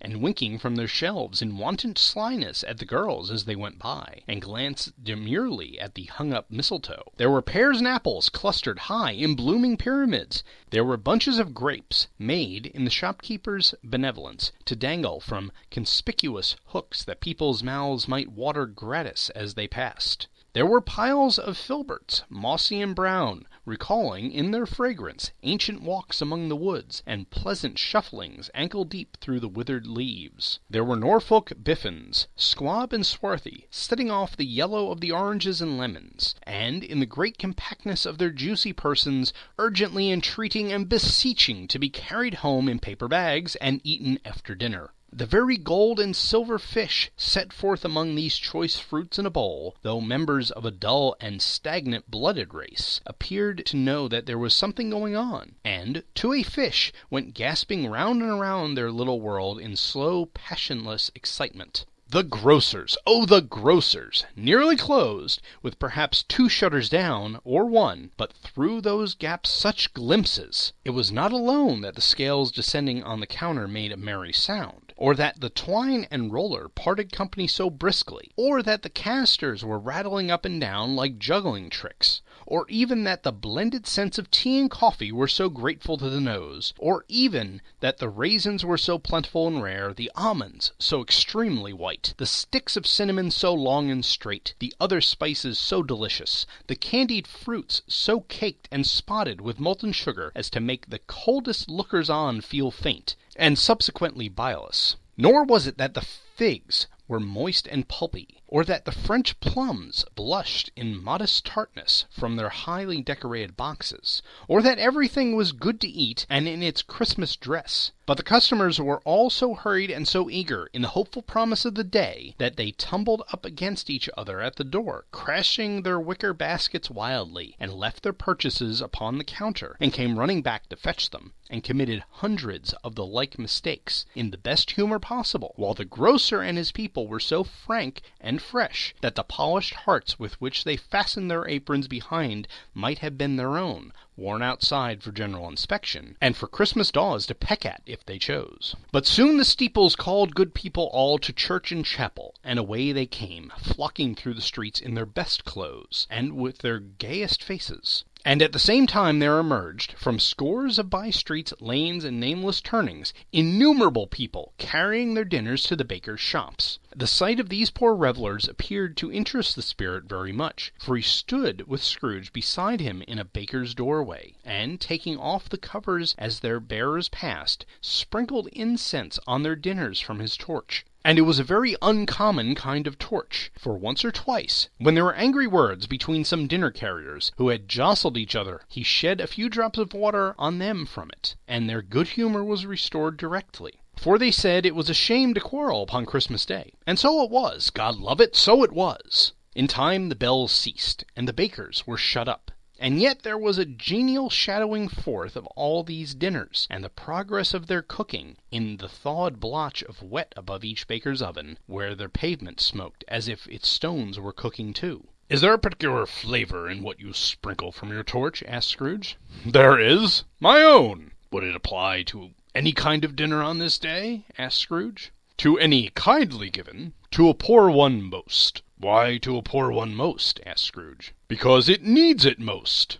"Spirit," said Scrooge after a moment's thought, "I wonder you, of all the beings in the many worlds about us, should desire to cramp these people's opportunities of innocent enjoyment." "I?" cried the spirit. "You would deprive them of their means of dining every 7th day, often the only day on which they can be said to dine at all," said Scrooge. "Wouldn't you?" "I?" cried the spirit. "You seek to close these places on the 7th day," said Scrooge. "It comes to the same thing." "I seek!" exclaimed the spirit. "Forgive me if I am wrong. It has been done in your name, or at least in that of your family," said Scrooge. "There are some upon this earth of yours," returned the spirit, "who lay claim to know us, and who do their deeds of passion, pride, ill will, hatred, envy, bigotry, and selfishness in our name, who are as strange to us and all our kith and kin as if they had never lived. Remember that, and charge their doings on themselves, not us." Scrooge promised that he would, and they went on, invisible as they had been before, into the suburbs of the town. It was a remarkable quality of the ghost, which Scrooge had observed at the baker's, that, notwithstanding his gigantic size, that he could accommodate himself to any place with ease, and that he stood beneath a low roof quite as gracefully and like a supernatural creature as it was possible he could have done in any lofty hall. And perhaps it was the pleasure the good spirit had in showing off this power of his, or else it was his own kind, generous, hearty nature, and his sympathy with all poor men, that led him straight to Scrooge's clerks. For there he went, and took Scrooge with him, holding to his robe. And on the threshold of the door the spirit smiled, and stopped to bless Bob Cratchit's dwelling with the sprinklings of his torch. Think of that! Bob had but 15 bob a week himself. He pocketed on Saturdays but 15 copies of his Christian name, and yet the ghost of Christmas Present blessed his 4-roomed house. Then uprose Mrs. Cratchit, Cratchit's wife, dressed out but poorly in a twice-turned gown, but brave in ribbons, which are cheap, and make a goodly show for 6pence. And she laid the cloth, assisted by Belinda Cratchit, second of her daughters, also brave in ribbons, while Master Peter Cratchit plunged a fork into the saucepan of potatoes, and, getting the corners of his monstrous shirt-collar, Bob's private property conferred upon his son and heir in honor of the day, into his mouth, rejoiced to find himself so gallantly attired, and yearning to show his linen to the fashionable parks. And now 2 smaller Cratchits, boy and girl, came tearing in, screaming that outside the baker's they had smelt the goose, and known it for their own, and, basking in the luxurious thoughts of sage and onion, these young Cratchits danced about the table, and exalted Master Peter Cratchit to the skies, while he, not proud, although his collar nearly choked him, blew the fire, until the slow potatoes, bubbling up, knocked loudly at the saucepan lid to be let out and peeled. "What has ever got your precious father, then?" said Mrs. Cratchit. "And your brother, Tiny Tim? And Martha wasn't as late last Christmas Day by half an hour." "Here's Martha, mother," said a girl, appearing as she spoke. "Here's Martha, mother," cried the 2 young Cratchits. "Hurrah! There's such a goose, Martha!" "Why, bless your heart alive, my dear, how late you are," said Mrs. Cratchit, kissing her a dozen times, and taking off her shawl and bonnet with an officious zeal. "We'd a deal of work to finish up last night," replied the girl, "and had to clear away this morning, mother." "Well, never mind so long as you have come," said Mrs. Cratchit. "Sit ye down before the fire, my dear, and have a warm, Lord bless ye." "No, no, there's father coming," cried the two young Cratchits, who were everywhere at once. "Hide, Martha, hide!" So Martha hid herself, and in came little Bob, the father, with at least 3 feet of comforter, exclusive of the fringe, hanging down before him, as threadbare clothes darned up and brushed to look seasonable, and Tiny Tim upon his shoulder. Alas for Tiny Tim! He bore a little crutch, and had his limbs supported by an iron frame. "Why, where's our Martha?" cried Bob Cratchit, looking round. "Not coming," said Mrs. Cratchit. "Not coming?" said Bob, with a sudden declination in his spirits, for he had been Tim's blood horse all the way from church, and had come home rampant. "Not coming on Christmas Day?" Martha didn't like to see him disappointed, if it were only in joke, so she came out prematurely from behind the closet door, and ran into his arms, while the two young Cratchits hustled Tiny Tim, and bore him off into the wash-house, that he might hear the pudding singing in the copper. "And how did little Tim behave?" asked Mrs. Cratchit, when she had rallied Bob on his credulity, and Bob had hugged his daughter to his heart's content. "As good as gold," said Bob, "and better. Somehow he gets thoughtful sitting by himself so much, and thinks the strangest things you ever heard. He told me, coming home, that he hoped the people saw him in the church, because he was a cripple, and it might be pleasant to them to remember upon Christmas Day, who made lame beggars walk and blind men see."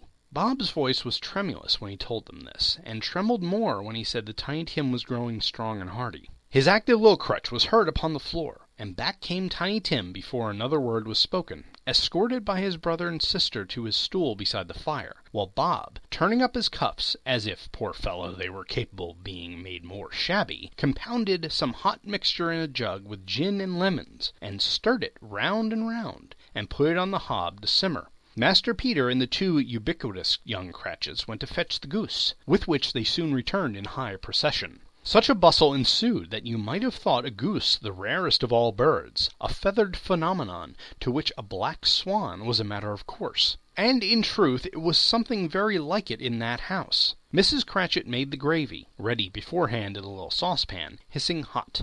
Master Peter mashed the potatoes with incredible vigor. Miss Belinda sweetened up the applesauce. Martha dusted the hot plates. Bob took Tiny Tim beside him in a tiny corner at the table. The two young Cratchits set chairs for everybody, not forgetting themselves, and mounting guard upon their posts, crammed spoons into their mouths, lest they should shriek for goose before their turn came to be helped. At last the dishes were set on, and grace was said. It was succeeded by a breathless pause, as Mrs. Cratchit, looking slowly all along the carving knife, prepared to plunge it in the breast. But when she did, and when the long-expected gush of stuffing issued forth, one murmur of delight arose all round the board, and even Tiny Tim, excited by the two young Cratchits, beat the table with the handle of his knife, and feebly cried, "Hurrah!" There was never such a goose. Bob said he didn't believe there was ever such a goose cooked. Its tenderness and flavor, size and cheapness were the themes of universal admiration. Eked out by applesauce and mashed potatoes, it was a sufficient dinner for the whole family. Indeed, as Mrs. Cratchit said with great delight, surveying one small atom of a bone upon the dish, they hadn't ate it all at last. And yet everyone had had enough, and the youngest Cratchits in particular were steeped in sage and onion to the eyebrows. But now the plates were being changed by Miss Belinda. Mrs. Cratchit left the room alone, too nervous to bear witness, to take the pudding up and bring it in. Suppose it should not be done enough. Suppose it should break in turning out. Suppose somebody should have gone over the wall of the backyard and stolen it, while they were merry with the goose. A supposition at which the two young Cratchits became livid. All sorts of horrors were supposed. Hello!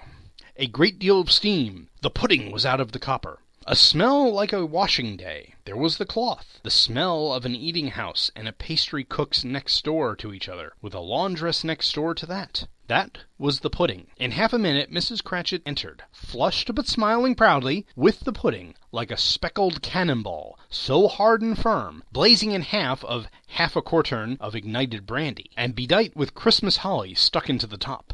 Oh, a wonderful pudding. Bob Cratchit said, and calmly too, that he regarded it as the greatest success achieved by Mrs. Cratchit since their marriage. Mrs. Cratchit said that, now the weight was off her mind, she would confess she had her doubts about the quantity of flour. Everybody had something to say about it, but nobody said or thought it was at all a small pudding for a large family. It would have been flat heresy to do so. Any Cratchit would have blushed to hint at such a thing.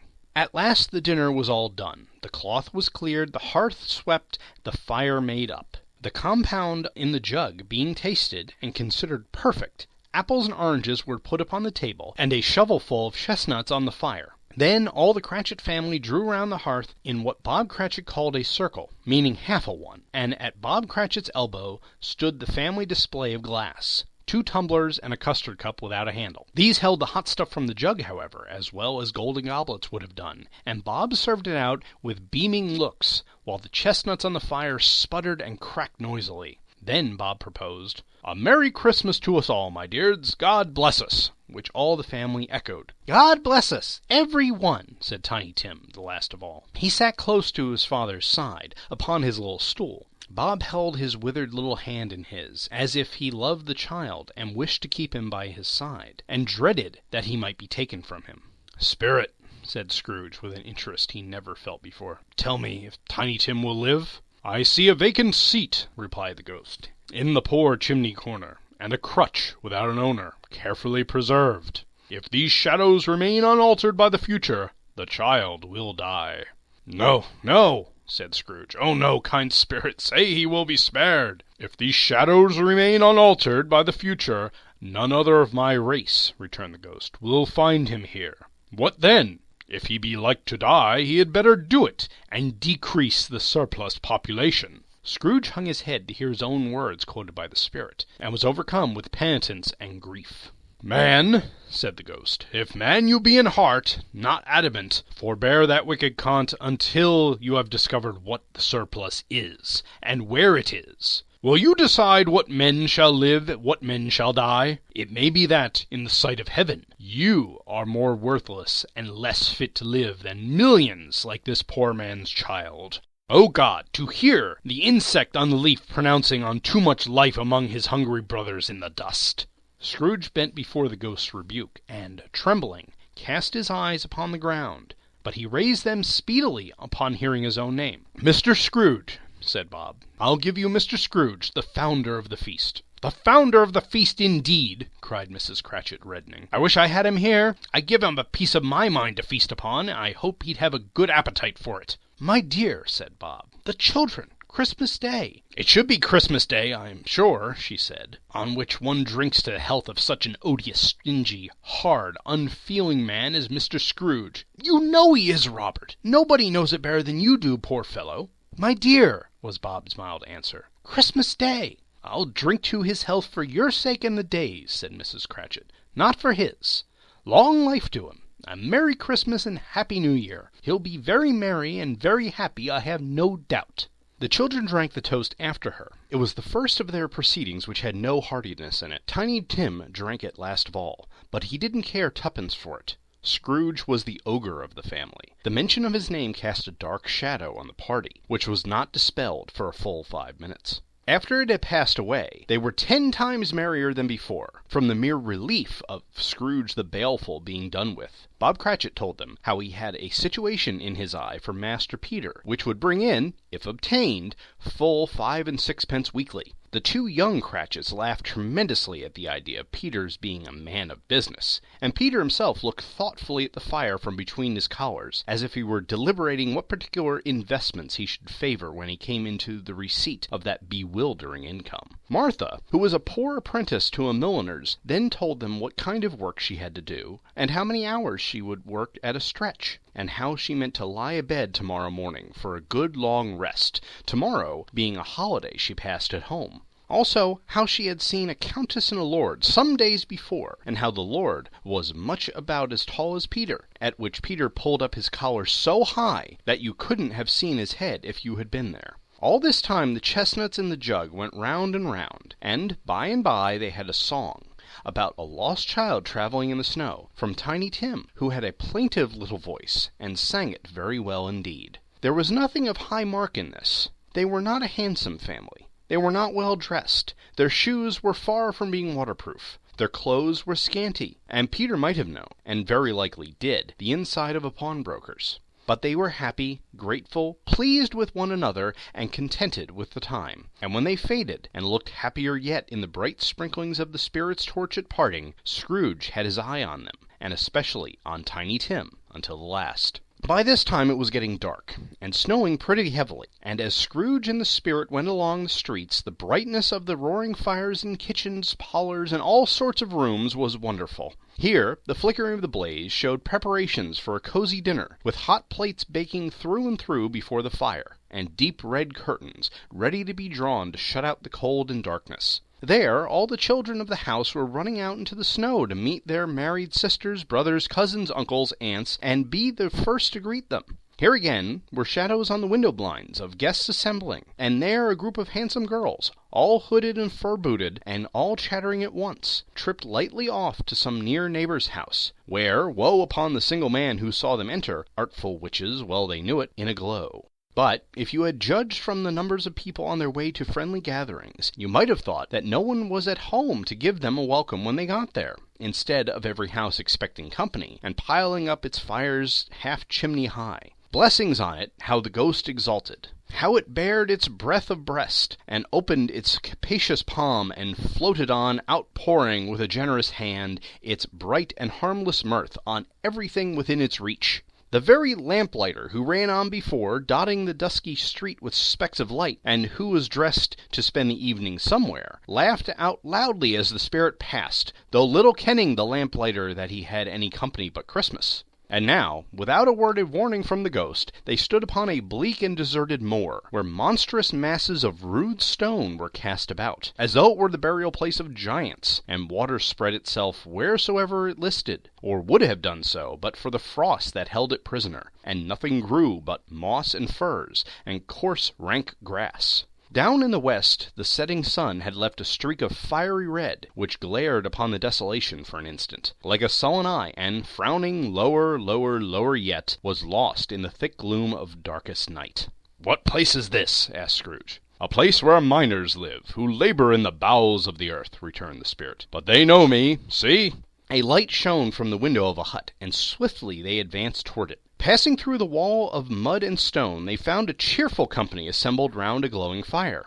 An old man and woman, with their children and their children's children, and another generation beyond that, all decked out gaily in their holiday attire. The old man, in a voice that seldom rose above the howling of the wind upon the barren waste, was singing them a Christmas song. It had been a very old song when he was a boy, and from time to time they all joined in the chorus. So surely as they raised their voices, the old man got quite blithe and loud, and so surely as they stopped, his vigor sank again. The spirit did not tarry here, but bade Scrooge hold his robe, and passing above the moor, sped whither? Not to sea! To sea! To Scrooge's horror, looking back, he saw the last of the land, a frightful range of rocks behind them, and his ears were deafened by the thundering of water as it rolled and roared and raged among the dreadful caverns it had worn, and fiercely tried to undermine the earth. Built upon a dismal reef of sunken rocks, some league or so from shore, on which the waters chafed and dashed the wild year through, there stood a solitary lighthouse. Great heaps of seaweed clung to its base, and storm birds, borne on the wind, one might suppose, as seaweed of the water, rose and fell about it, like the waves they skimmed.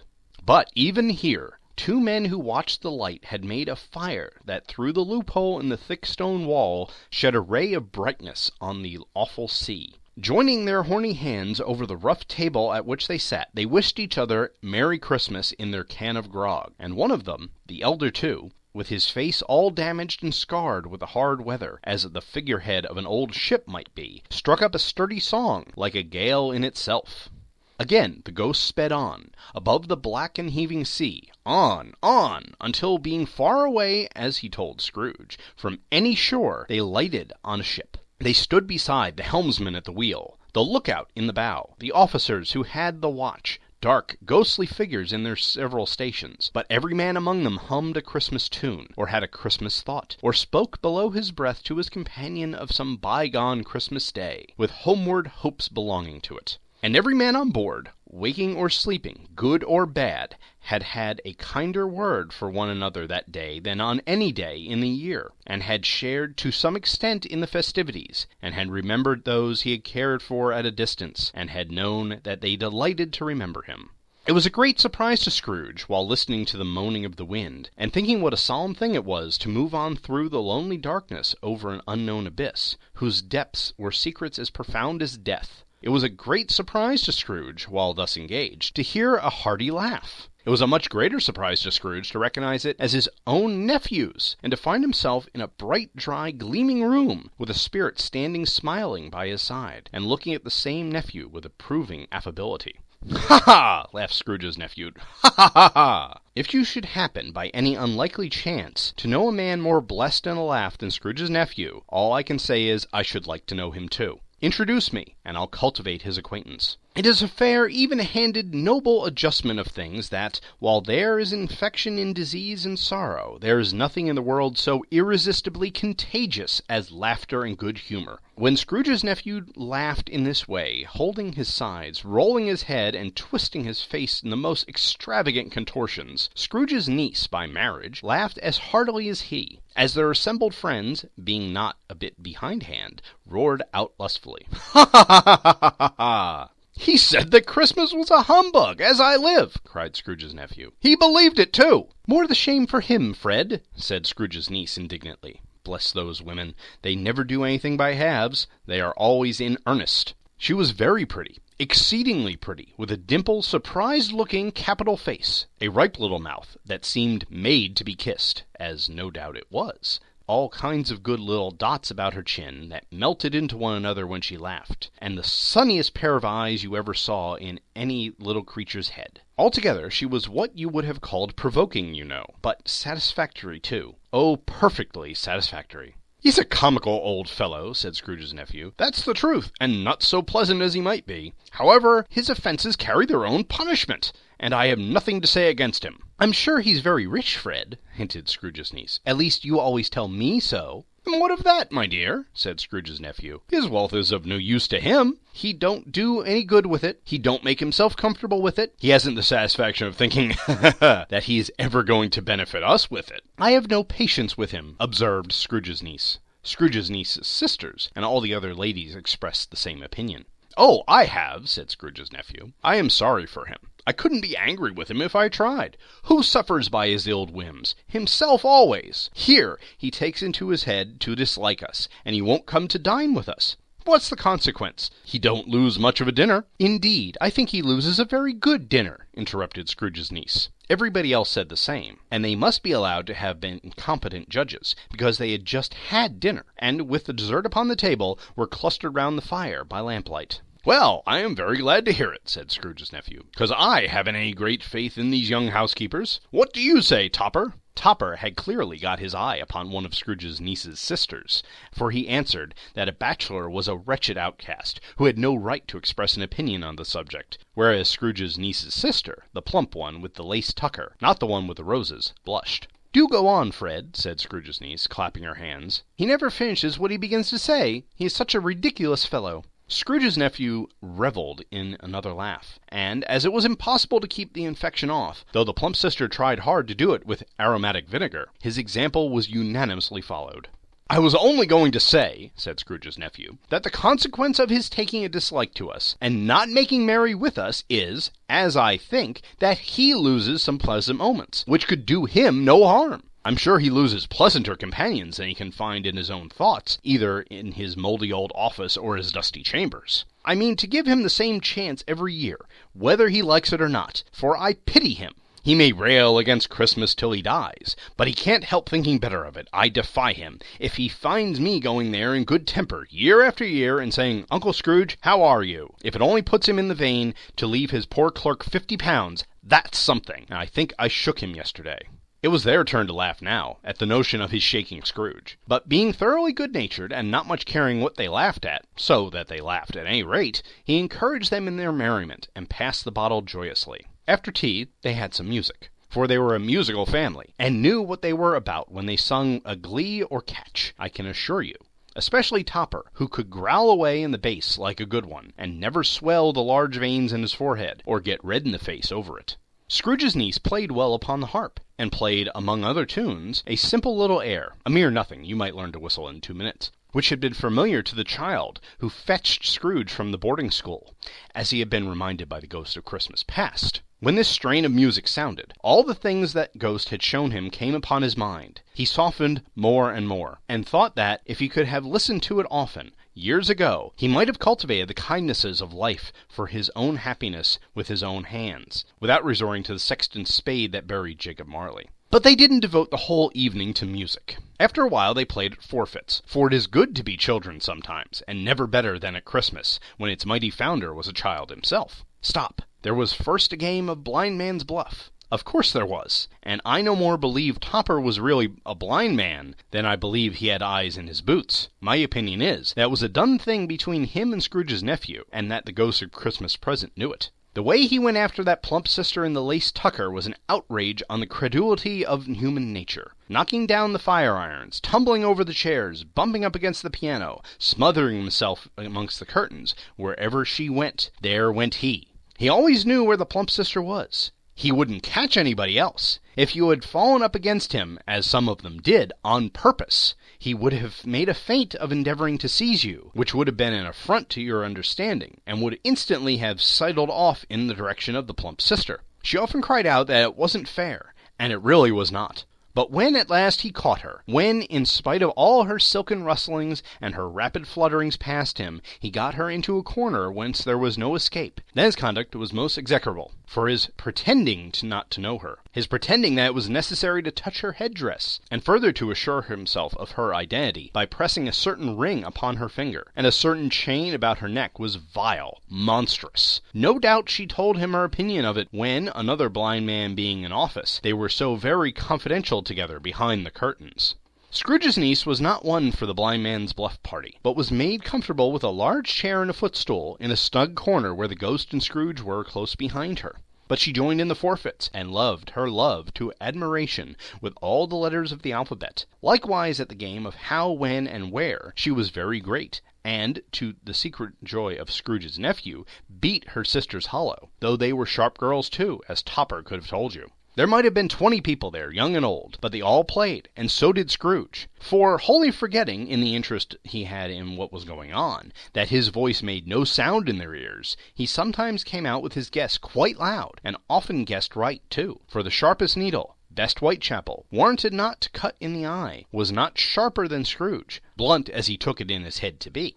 The ghost was greatly pleased to find him in this mood, and looked upon him with such favour that he begged like a boy to be allowed to stay until the guest departed. But this, the spirit said, could not be done. "There's a new game," said Scrooge. "1 half-hour, spirit. Only one." It was a game called Yes and No, where Scrooge's nephew had to think of something, and the rest must find out what. He only answering their questions, yes or no, as was the case. The brisk fire of questioning to which he was exposed elicited from him that he was thinking of an animal, a live animal, rather a disagreeable animal, a savage animal, an animal that growled and grunted sometimes, and talked sometimes, and lived in London, and walked about the streets, and wasn't made a show of, and wasn't led by anybody, and didn't live in a menagerie, and was never killed in a market, and was not a horse, or an ass, or a cow, or a bull, or a tiger, or a dog, or a pig, or a cat, or a bear.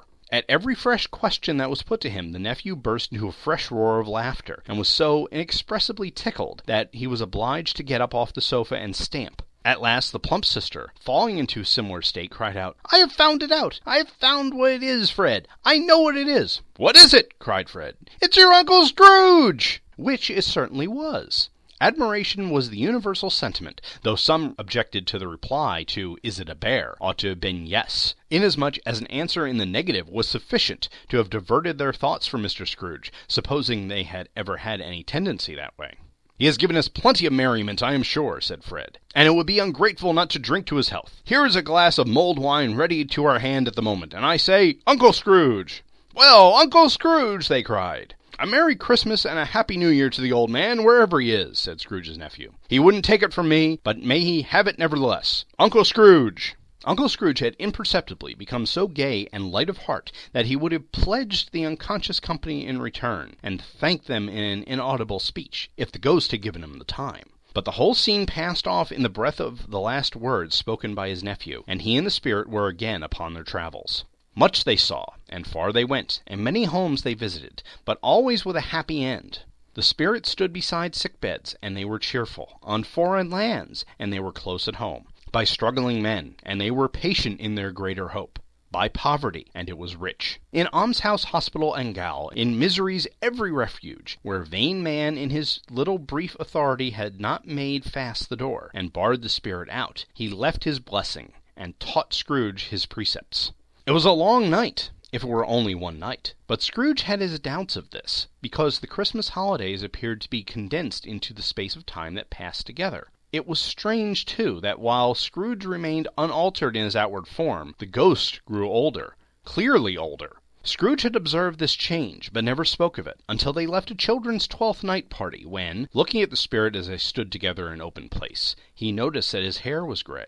"Are spirits' lives so short?" asked Scrooge. "My life upon this globe is very brief," replied the ghost. "It ends tonight." "Tonight!" cried Scrooge. "Tonight at midnight. Hark! The time is drawing near." The chimes were ringing the 3/4 past 11 at that moment. "Forgive me if I'm not justified in what I ask," said Scrooge, looking intently at the spirit's robe. "But I see something strange, and not belonging to yourself, protruding from your skirts. Is it a foot or a claw?" "It might be a claw, for the flesh there is upon it," was the spirit's sorrowful reply. "Look here." From the foldings of its robe it brought 2 children, wretched, abject, frightful, hideous, miserable. They knelt down at its feet and clung upon the outside of its garment.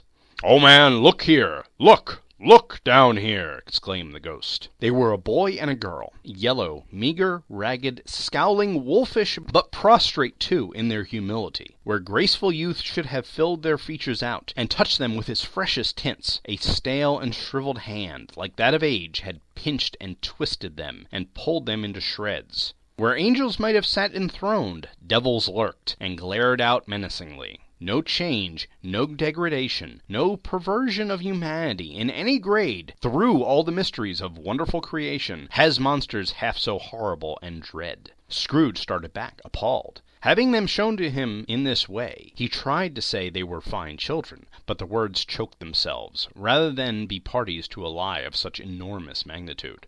"Spirit, are they yours?" Scrooge could say no more. "They are man's," said the spirit, looking down upon them, "and they cling to me, appealing from their fathers. This boy is ignorance, this girl is want. Beware them both, of all their degree, but most of all beware this boy. For on his brow I see that written which is doom, unless the writing be erased. Deny it!" cried the spirit, stretching out his hand toward the city. "Slander those who tell it ye. Admit it for your facetious purposes, and make it worse, and bide the end." "Have they no refuge or resource?" cried Scrooge. "Are there no prisons?" said the spirit, turning on him for the last time with his own words. "Are there no workhouses?" The bell struck 12. Scrooge looked about him for the ghost, and saw it not. As the last stroke ceased to vibrate, he remembered the prediction of old Jacob Marley, and, lifting up his eyes, beheld a solemn phantom, draped and hooded, coming like a mist along the ground towards him. Stave 4. The Last of the Spirits. The phantom slowly, gravely, silently approached. When it came near him, Scrooge bent down upon his knee, for in the very air through which this spirit moved it seemed to scatter gloom and misery. It was shrouded in a deep black garment, which concealed its head, its face, its form, and left nothing of it visible save one outstretched hand. But for this, it would have been difficult to detach its figure from the night, and separate it from the darkness by which it was surrounded. He felt that it was tall and stately when it came beside him, and that its mysterious presence filled him with a solemn dread. He knew no more, for the spirit neither spoke nor moved.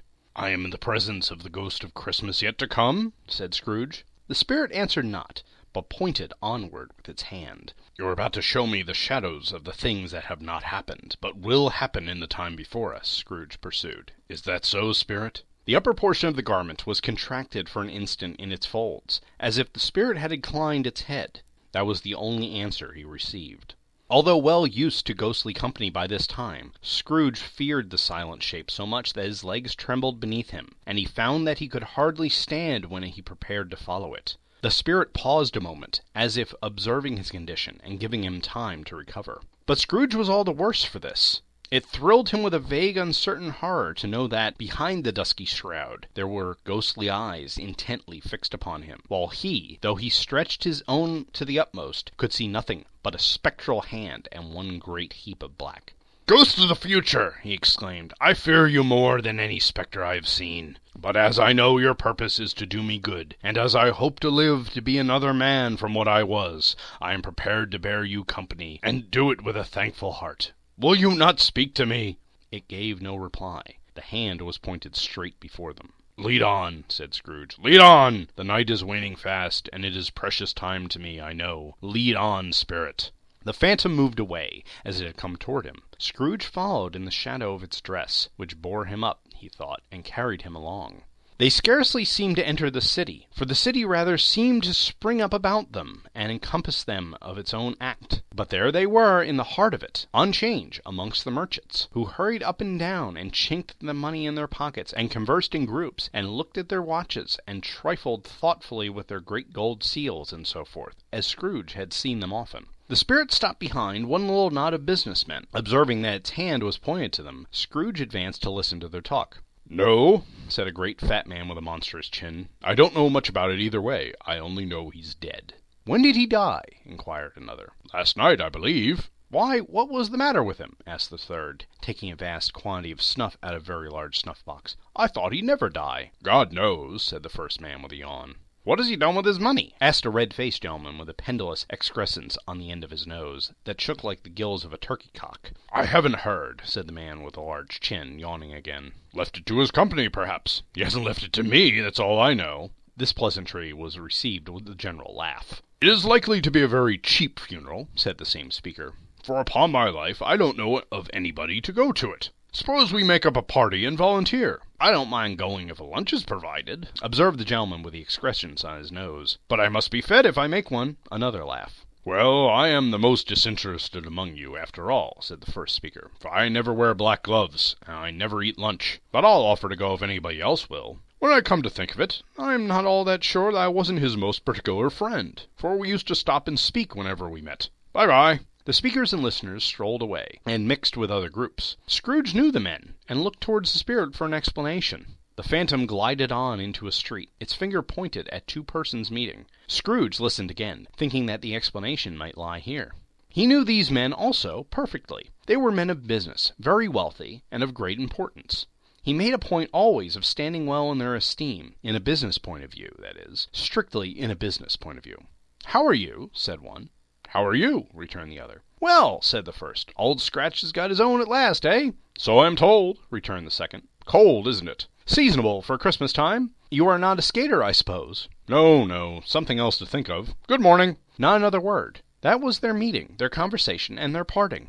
Scrooge was at first inclined to be surprised that the spirit should attach importance to conversations apparently so trivial, but feeling assured that they must have some hidden purpose, he set himself to consider what it was likely to be. They could scarcely be supposed to have any bearing on the death of Jacob, his old partner, for that was the past, and this ghost province was the future. Nor could he think of any one immediately connected with himself to whom he could apply them. But nothing doubting that, to whomsoever they applied, they had some latent moral for his own improvement. He resolved to treasure up every word he heard, and everything he saw, and especially to observe the shadow of himself when it appeared, for he had expectation that the conduct of his future self would give him the clue he missed, and would render the solution of these riddles easy. He looked about in that very place for his own image, but another man stood in his accustomed corner, and, though the clock pointed to his usual time of day for being there, he saw no likeness of himself among the multitudes that poured through the porch. It gave him little surprise, however, for he had been revolving in his mind a change of life,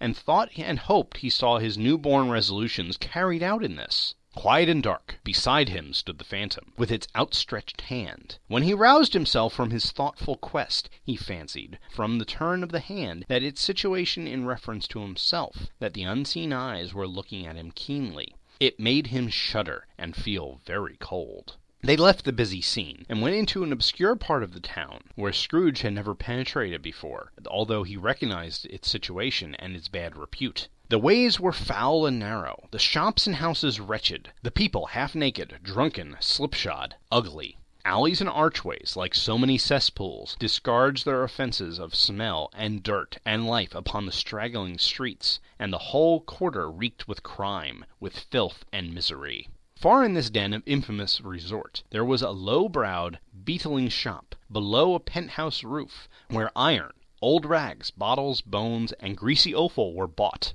Upon the floor within were piled up heaps of rusty keys, nails, chains, hinges, files, scales, weights, and refuse iron of all kinds. Secrets that few would like to scrutinize were bred and hidden in mountains of unseemly rags, masses of corrupted fat, and sepulchres of bones. Sitting in among the wares he dealt in, by a charcoal stove made of old bricks, was a grey-haired rascal, nearly 70 years of age, who had screened himself from the cold air without by a frowsing curtaining of miscellaneous tatters hung upon a line, and smoked his pipe in all the luxury of calm retirement. Scrooge and the Phantom came into the presence of this man, just as a woman with a heavy bundle slunk into the shop. But she had scarcely entered when another woman, similarly laden, came in too, and she was closely followed by a man in faded black, who was no less startled by the sight of them than they had been upon the recognition of each other. After a short period of blank astonishment, in which the old man with the pipe had joined them, they all three burst into a laugh.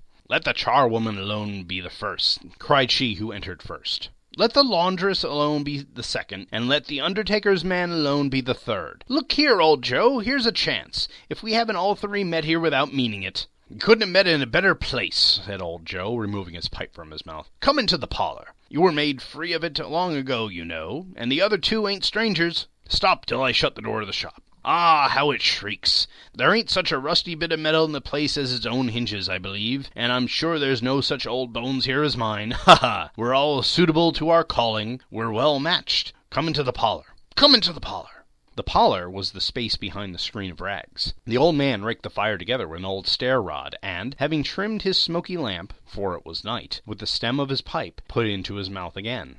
While he did this, the woman who had already spoken threw her bundle to the floor and sat down in a flaunting manner on the stool, crossing her elbows on her knees, and looking with a bold defiance at the other two. "What odds, then? What odds, Mrs. Dilber?" said the woman. "Every person has a right to take care of themselves. He always did." "That's true, indeed," said the laundress. "No man more so." "Why, then, don't stand staring as if you were afraid, woman. Who's the wiser? We're not going to pick holes in each other's coats, I suppose?" "No, indeed," said Mrs. Dilber and the man together. "We should hope not." "Very well, then," cried the woman. "That's enough. Who's the worse for the loss of a few things like these? Not a dead man, I suppose?" "No, indeed," said Mrs. Dilber, laughing. "If you wanted to keep him after he was dead, a wicked old screw," pursued the woman, "why wasn't he natural in his lifetime? If he had been, he'd have had somebody to look after him when he was struck with death, instead of lying gasping out his last there, alone by himself." "It's the truest word that ever was spoke," said Mrs. Dilber. "It's a judgment on him." "I wish it were a little heavier judgment," replied the woman. "And it should have been, you may depend on it, if I could have laid my hands on anything else. Open the bundle, old Joe, and let me know the value of it. Speak out plain. I'm not afraid to be the first, nor afraid for them to see it. We knew pretty well that we were helping ourselves before we met here, I believe. It's no sin. Open the bundle, Joe."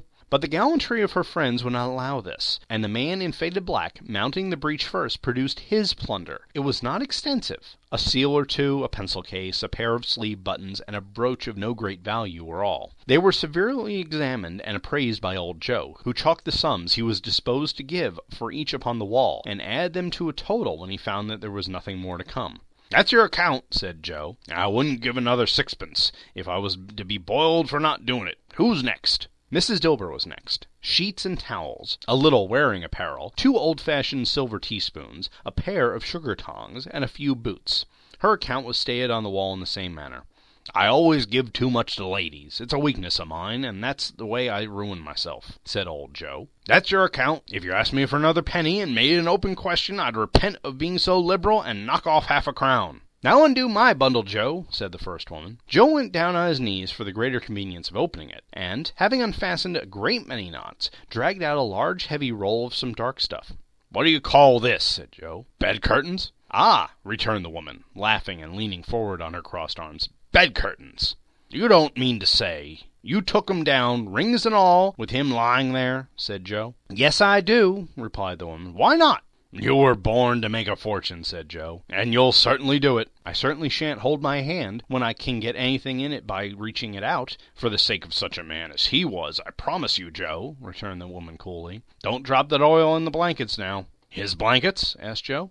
"Who else's, do you think?" replied the woman. "He isn't likely to take hold without 'em, I dare say." "I hope he didn't die of anything catching, eh?" said old Joe, stopping in his work and looking up. "Don't you be afraid of that," returned the woman. "I ain't so fond of his company that I'd loiter about him for such things if he did. Ah, you may look through that shirt till your eyes ache, but you won't find a hole in it, nor a threadbare place. It's the best he had, and a fine one, too. They'd have wasted it if it hadn't been for me." "What do you call wasting it?" asked old Joe. "Putting it on him to be buried in, to be sure," replied the woman with a laugh. "Somebody was fool enough to do it, but I took it off again. If calico ain't good enough for such a purpose, it isn't good enough for anything. It's quite becoming to the body. You can't look uglier than he did in that one." Scrooge listened to this dialogue in horror. As they sat grouped about their spoil, in the scanty light afforded by the old man's lamp, he viewed them with a detestation and disgust which could hardly have been greater, though they had been obscene demons, marketing the corpse itself. "Ha, ha!" laughed the same woman when old Joe, producing a flannel bag with money in it, told out their several gains upon the ground. "This is the end of it, you see. He frightened everyone away from him when he was alive, to profit us when he was dead. Ha, ha, ha!" "Spirit," said Scrooge, shuddering from head to foot. I see. The case of this unhappy man might be my own. My life tends that way now. Merciful heavens, what is this?" He recoiled in terror, for the scene had changed. And now he almost touched a bed, a bare, uncurtained bed, on which, beneath a ragged sheet, there lay something covered up, which, though it was dumb, announced itself in awful language. The room was very dark, too dark to be observed with any accuracy, though Scrooge glanced round it in obedience to a secret impulse, anxious to know what kind of room it was. A pale light, rising in the outer air, fell straight upon the bed, and on it, plundered and bereft, unwatched, unwept, uncared for, was the body of this man. Scrooge glanced towards the phantom. Its steady hand was pointed to the head. The cover was so carefully adjusted that the slightest raising of it, the motion of a finger upon Scrooge's part, would have disclosed the face. He thought of it, felt how easy it would be to do, and longed to do it, but had no more power to withdraw the veil than to dismiss the spectre at his side. "O cold, cold, rigid, dreadful death, set up thine altar here, and dress it with such terrors as thou hast at thy command, for this is thy dominion. But of the loved, revered, and honored head thou canst not turn one hair to thy dread purposes, or make one feature odious. It is not that thy hand is heavy, and will fall down when released. It is not that the heart and pulse are still, but that the hand was open, generous, and true, the heart brave, warm, and tender, and the pulse of a man's. Strike, shadow, strike, and see his good deeds spring from the wound, to sow the world with life immortal." No voice pronounced these words in Scrooge's ears, and yet he heard them when he looked upon the bed. He thought, if this man could be raised up now, what would be his foremost thoughts? Avarice, hard-dealing, gripping cares? They have brought him to a rich end, truly. He lay in the dark, empty house, not with a man, a woman, or a child to say he was kind to me in this or that, and for the memory of one kind word I will be kind to him. A cat was tearing at the door, and there was a sound of gnawing rats beneath the hearthstone. What they wanted in the room of death, and why they were so restless and disturbed, Scrooge did not dare to think. "Spirit," he said, "this is a fearful place. In leaving it, I shall not leave its lesson, trust me. Let us go." Still the ghost pointed with an unmoved finger to the head. "I understand you," Scrooge returned, "and I would do it if I could. But I have not the power, Spirit. I have not the power." Again it seemed to look upon him. "If there is any person in this town who feels emotion caused by this man's death," said Scrooge, quite agonized, "show that person to me, Spirit, I beseech you." The phantom spread its dark robe before him for a moment, like a wing, and, withdrawing it, revealed a room by daylight, where a mother and her children were. She was expecting someone, with an anxious eagerness, for she walked up and down the room, starting at every sound, looked out from the window, glanced at the clock, tried but in vain to work at her needle, and could hardly bear the voices of her children in their play. At length the long-expected knock was heard. She hurried to the door and met her husband, a man whose face was careworn and depressed, though he was young. There was a remarkable expression in it now, a kind of serious delight for which he felt ashamed, and which he struggled to repress. He sat down to the dinner that had been hoarding for him by the fire, and when she asked him faintly what news, which was not until after a long silence, he appeared embarrassed to answer. "Is it good," she said, "or bad?" to help him. "Bad," he answered. "We are quite ruined?" "No, there is hope yet, Caroline." "If he relents," she said, amazed. "There is. Nothing is past hope, if such a miracle has happened." "He is past relenting," said her husband. "He is dead." She was a mild and patient creature, if her face spoke truth, but she was thankful in her soul to hear it, and she said so with clasped hands. She prayed forgiveness the next moment, and was sorry, but the first was the emotion of her heart. "What the half-drunken woman who I told you of last night said to me when I tried to see him and obtain a week's delay, and what I thought was a mere excuse to avoiding me, turns out to have been quite true. He was not only very ill, but dying then. To whom will our debt be transferred? I don't know.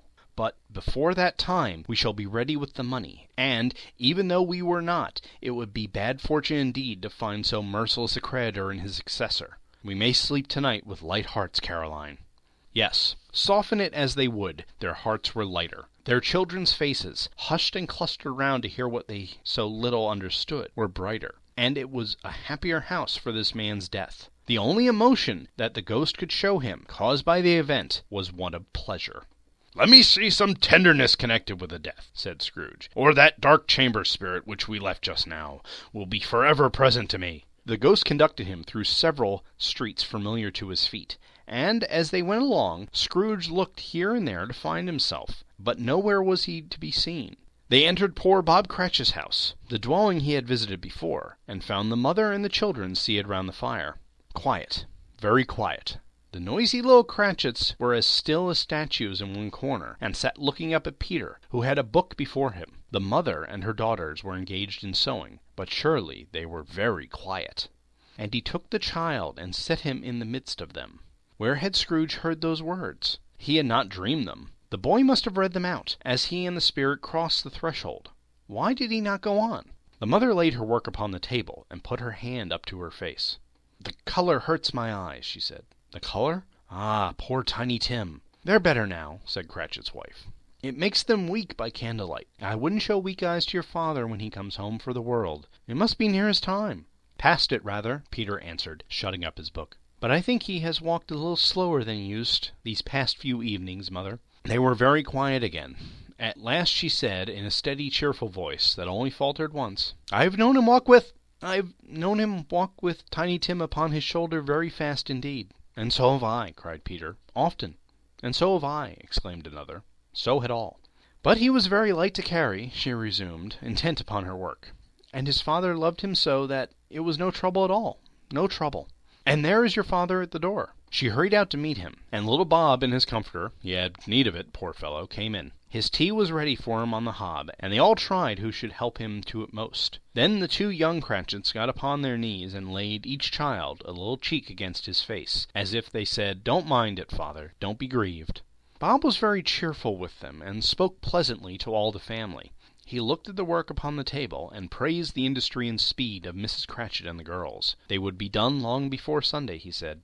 "Sunday. You went today, then, Robert?" said the wife. "Yes, my dear," returned Bob. "I wish you could have gone. It would have done you good to see how green the place is. But you'll see it often. I promised him that I would walk there on a Sunday." "My little child!" cried Bob. "My little child!" He broke down all at once. He couldn't help it. If he could have helped it, he and his child would have been further apart, perhaps, than they were. He left the room and went upstairs into the room above, which was lighted cheerfully and hung with Christmas. There was a chair set close beside the child's, and there were signs of someone having been there lately. Poor Bob sat down in it, and, when he had thought a little and composed himself, he kissed the little face. He was reconciled to what had happened, and went down again quite happy. They drew about the fire and talked, the girls and mother working still. Bob told them of the extraordinary kindness of Mr. Scrooge's nephew, whom he had scarcely seen but once, and who, meeting him in the street that day, and seeing that he looked just a little down, you know, said Bob, inquired what had happened to distress him. On which, said Bob, for he is the pleasantest spoken gentleman you have ever heard, I told him, I am heartily sorry for it, Mr. Cratchit, he said, and heartily sorry for your good wife. By the by, however he knew that, I don't know.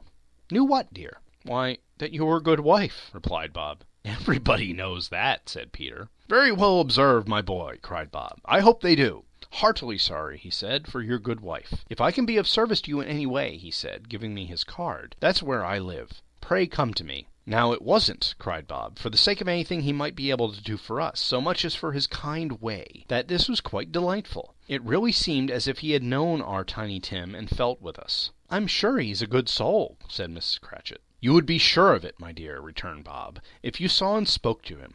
I shouldn't be at all surprised, mark what I say, if he's got Peter a better situation. Only hear that, Peter, said Mrs. Cratchit. And then, cried one of the girls, Peter will be keeping company with someone and setting up for himself. Get along with you, retorted Peter, grinning. It's just as likely as not, said Bob, one of these days, though there's plenty of time for that, my dear. But, however and whenever we part from one another, I am sure we shall none of us forget poor Tiny Tim, shall we, or this first parting that there was among us. Never, father, cried they all. And I know, said Bob, I know, my dears, that when we recollect how patient and mild he was, although he was a little child, we shall not quarrel easily among ourselves, and forget poor Tiny Tim in doing it. No, never, father, they all cried again. I am very happy, said little Bob.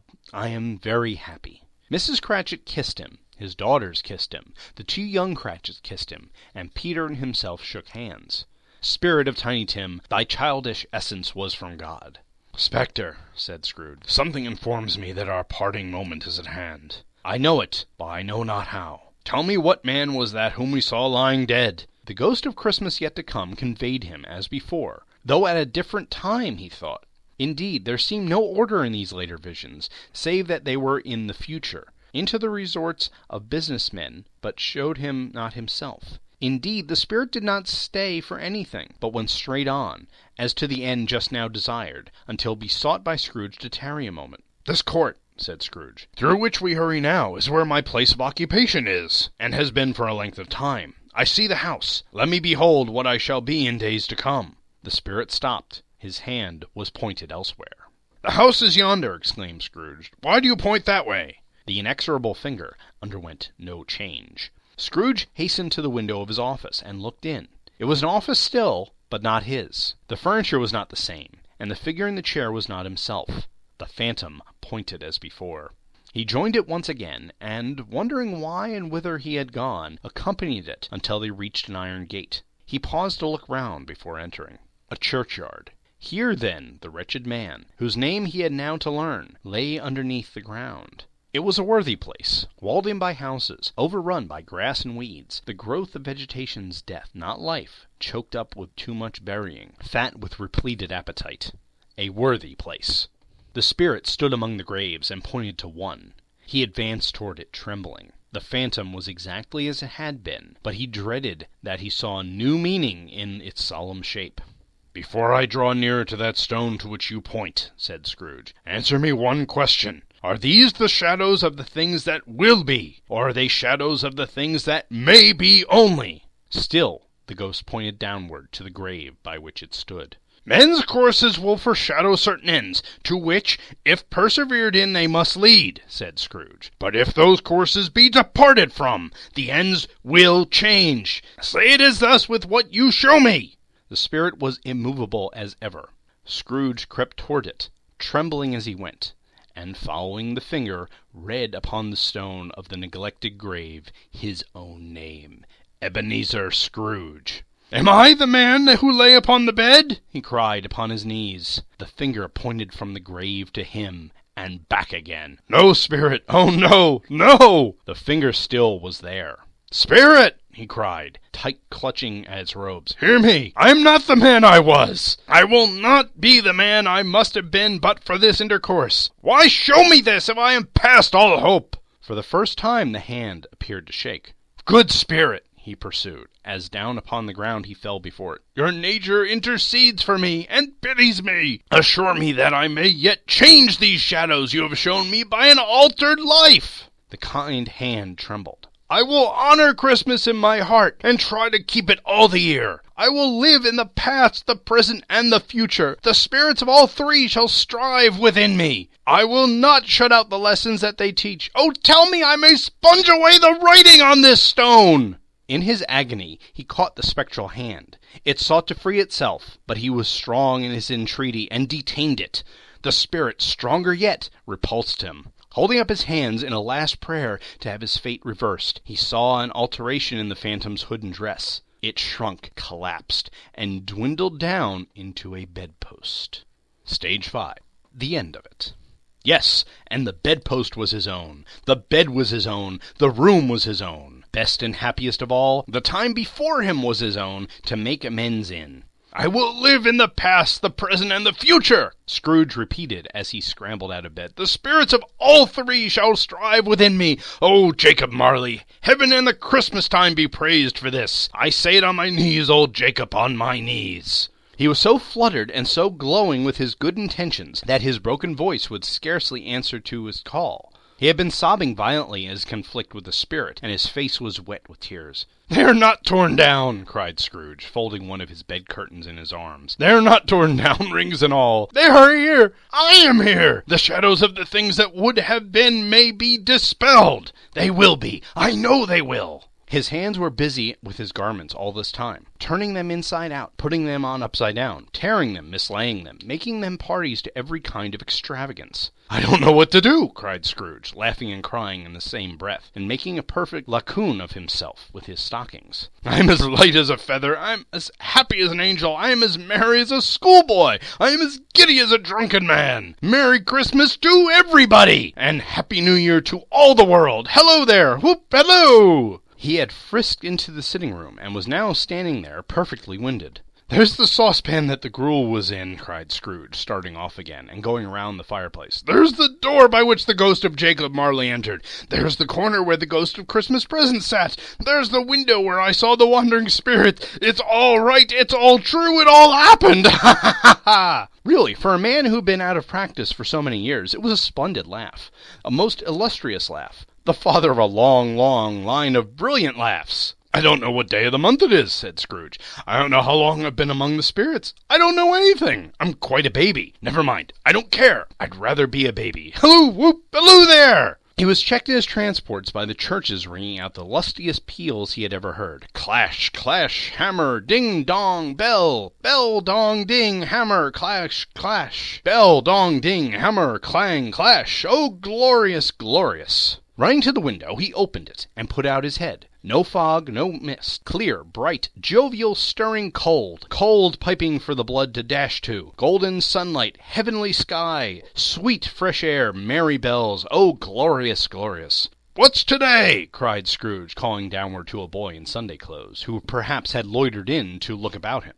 "Eh?" returned the boy, with all his might of wonder. "What's today, my fine fellow?" said Scrooge. "Today?" replied the boy. "Why, Christmas Day." "It's Christmas Day," said Scrooge to himself. "I haven't missed it. The spirits have done it all in one night. They can do anything they like. Of course they can. Of course they can. Hello, my fine fellow." "Hello," returned the boy. "Do you know the poulterers in the next street but one, at the corner?" Scrooge inquired. "I should hope I did," replied the lad. "An intelligent boy," said Scrooge. "A remarkable boy. Do you know whether they have sold the prize turkey that was hanging up there? Not the little prize turkey, the big one?" "What, the one as big as me?" returned the boy. "What a delightful boy," said Scrooge. "It's a pleasure to talk to him. Yes, my buck." "It's hanging there now," replied the boy. "It is?" said Scrooge. "Go and buy it." "Walker!" exclaimed the boy. "No, no," said Scrooge. "I am in earnest. Go and buy it, and tell them to bring it here, that I may give them the directions where to take it. Come back with the man, I'll give you a shilling. Come back with him in less than 5 minutes, and I'll give you half a crown." The boy was off like a shot. He must have a steady hand at a trigger who could have got a shot off half so fast. "I'll send it to Bob Cratchit's," whispered Scrooge, rubbing his hand and splitting with a laugh. "He shan't know who sent it. It's twice the size of Tiny Tim. Joe Miller never made such a joke as sending it to Bob's will be." The hand in which he wrote the address was not a steady one, but write it he did somehow, and went downstairs to open the street door, ready for the coming of the poulterer's man. As he stood there, waiting his arrival, the knocker caught his eye. I shall love it as long as I live, cried Scrooge, patting it with his hand. I scarcely ever looked at it before. What an honest expression it has upon its face. What a wonderful knocker. Here's the turkey. Hello! Whoop! How are you? Merry Christmas! It was a turkey. He never could have stood upon his legs, that bird. He would have snapped them short off in a minute, like sticks of sealing wax. Why, it's impossible to carry that to Camden Town, said Scrooge. You must have a cab. The chuckle with which he said this, and the chuckle with which he paid for the turkey, and the chuckle with which he paid for the cab, and the chuckle with which he recompensed the boy, were only to be exceeded by the chuckle with which he sat down breathless in his chair again, and chuckled till he cried. Shaving was not an easy task, for his hand continued to shake very much, but shaving requires attention even when you don't dance while you are at it. But if he had cut the end of his nose off, he would have put a piece of sticker plaster over it and been quite satisfied. He dressed himself all in his best, and at last got out into the streets. The people were by this time pouring forth, as he had seen them with the ghost of Christmas present, and, walking with his hands behind him, Scrooge regarded every one with a delighted smile. He looked so irresistibly pleasant, in a word, that 3 or 4 good-humoured fellows said, "Good morning, sir, a Merry Christmas to you," and Scrooge said often afterwards that, of all the blithe sounds he had ever heard, those were the blithest in his ears. He had not gone far when, coming towards him, he beheld the portly gentleman who had walked into his counting-house the day before, and said, "Scrooge and Marley's, I believe?" It sent a pang across his heart to think this old gentleman would look upon him when they met, but he knew what path lay straight before him, and he took it. "My dear sir," said Scrooge, quickening his pace, and taking the old gentleman by both his hands, "how do you do? I hope you succeeded yesterday. It was very kind of you. A Merry Christmas to you, sir." "Mr. Scrooge?" "Yes," said Scrooge, "that is my name,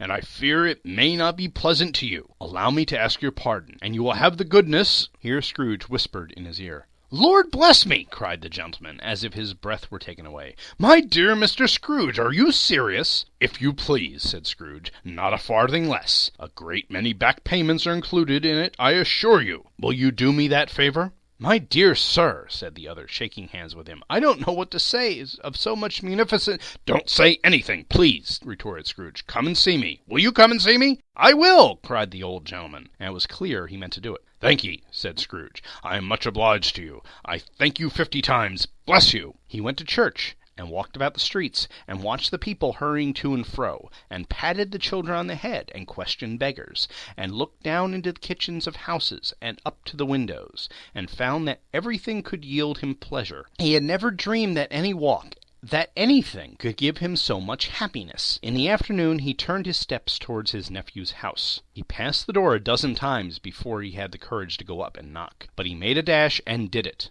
"Is your master at home, my dear?" said Scrooge to the girl. "Nice girl, very." "Yes, sir." "Where is he, my love?" said Scrooge. "He is in the dining-room, sir, along with the mistress. I'll show you upstairs, if you please."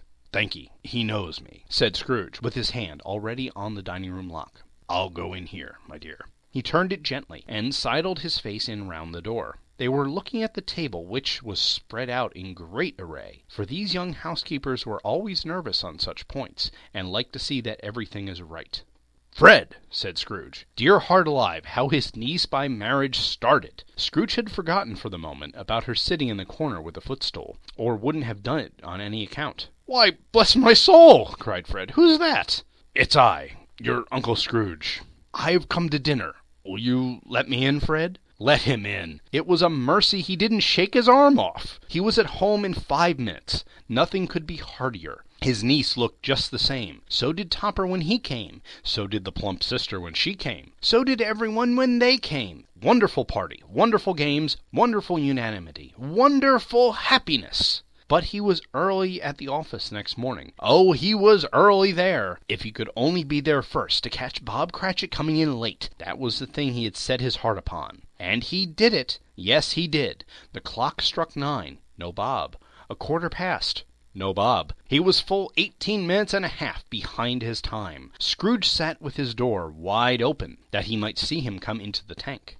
His hat was off before he opened the door, his comforter too. He was on his stool in a jiffy, driving away with his pen as if he were trying to overtake 9 o'clock. "Hello!" growled Scrooge in his accustomed voice as near as he could feign it. "What do you mean by coming here at this time of day?"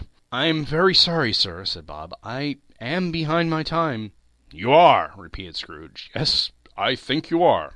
Step this way, sir, if you please." "It's only once a year, sir," pleaded Bob, appearing from the tank. "It shall not be repeated. I was making rather merry yesterday, sir." "Now, I'll tell you what, my friend," said Scrooge. "I'm not going to stand this sort of thing any longer. And therefore," he continued, leaping from his stool and giving Bob such a dig in the waistcoat that he staggered back into the tank again, "and therefore I'm about to raise your salary." Bob trembled and got a little nearer to the ruler. He had a momentary idea of knocking Scrooge down with it, holding him and calling to the people of the court for help and a strait waistcoat. "A Merry Christmas, Bob," said Scrooge, with an earnestness that could not be mistaken, as he clapped him on the back.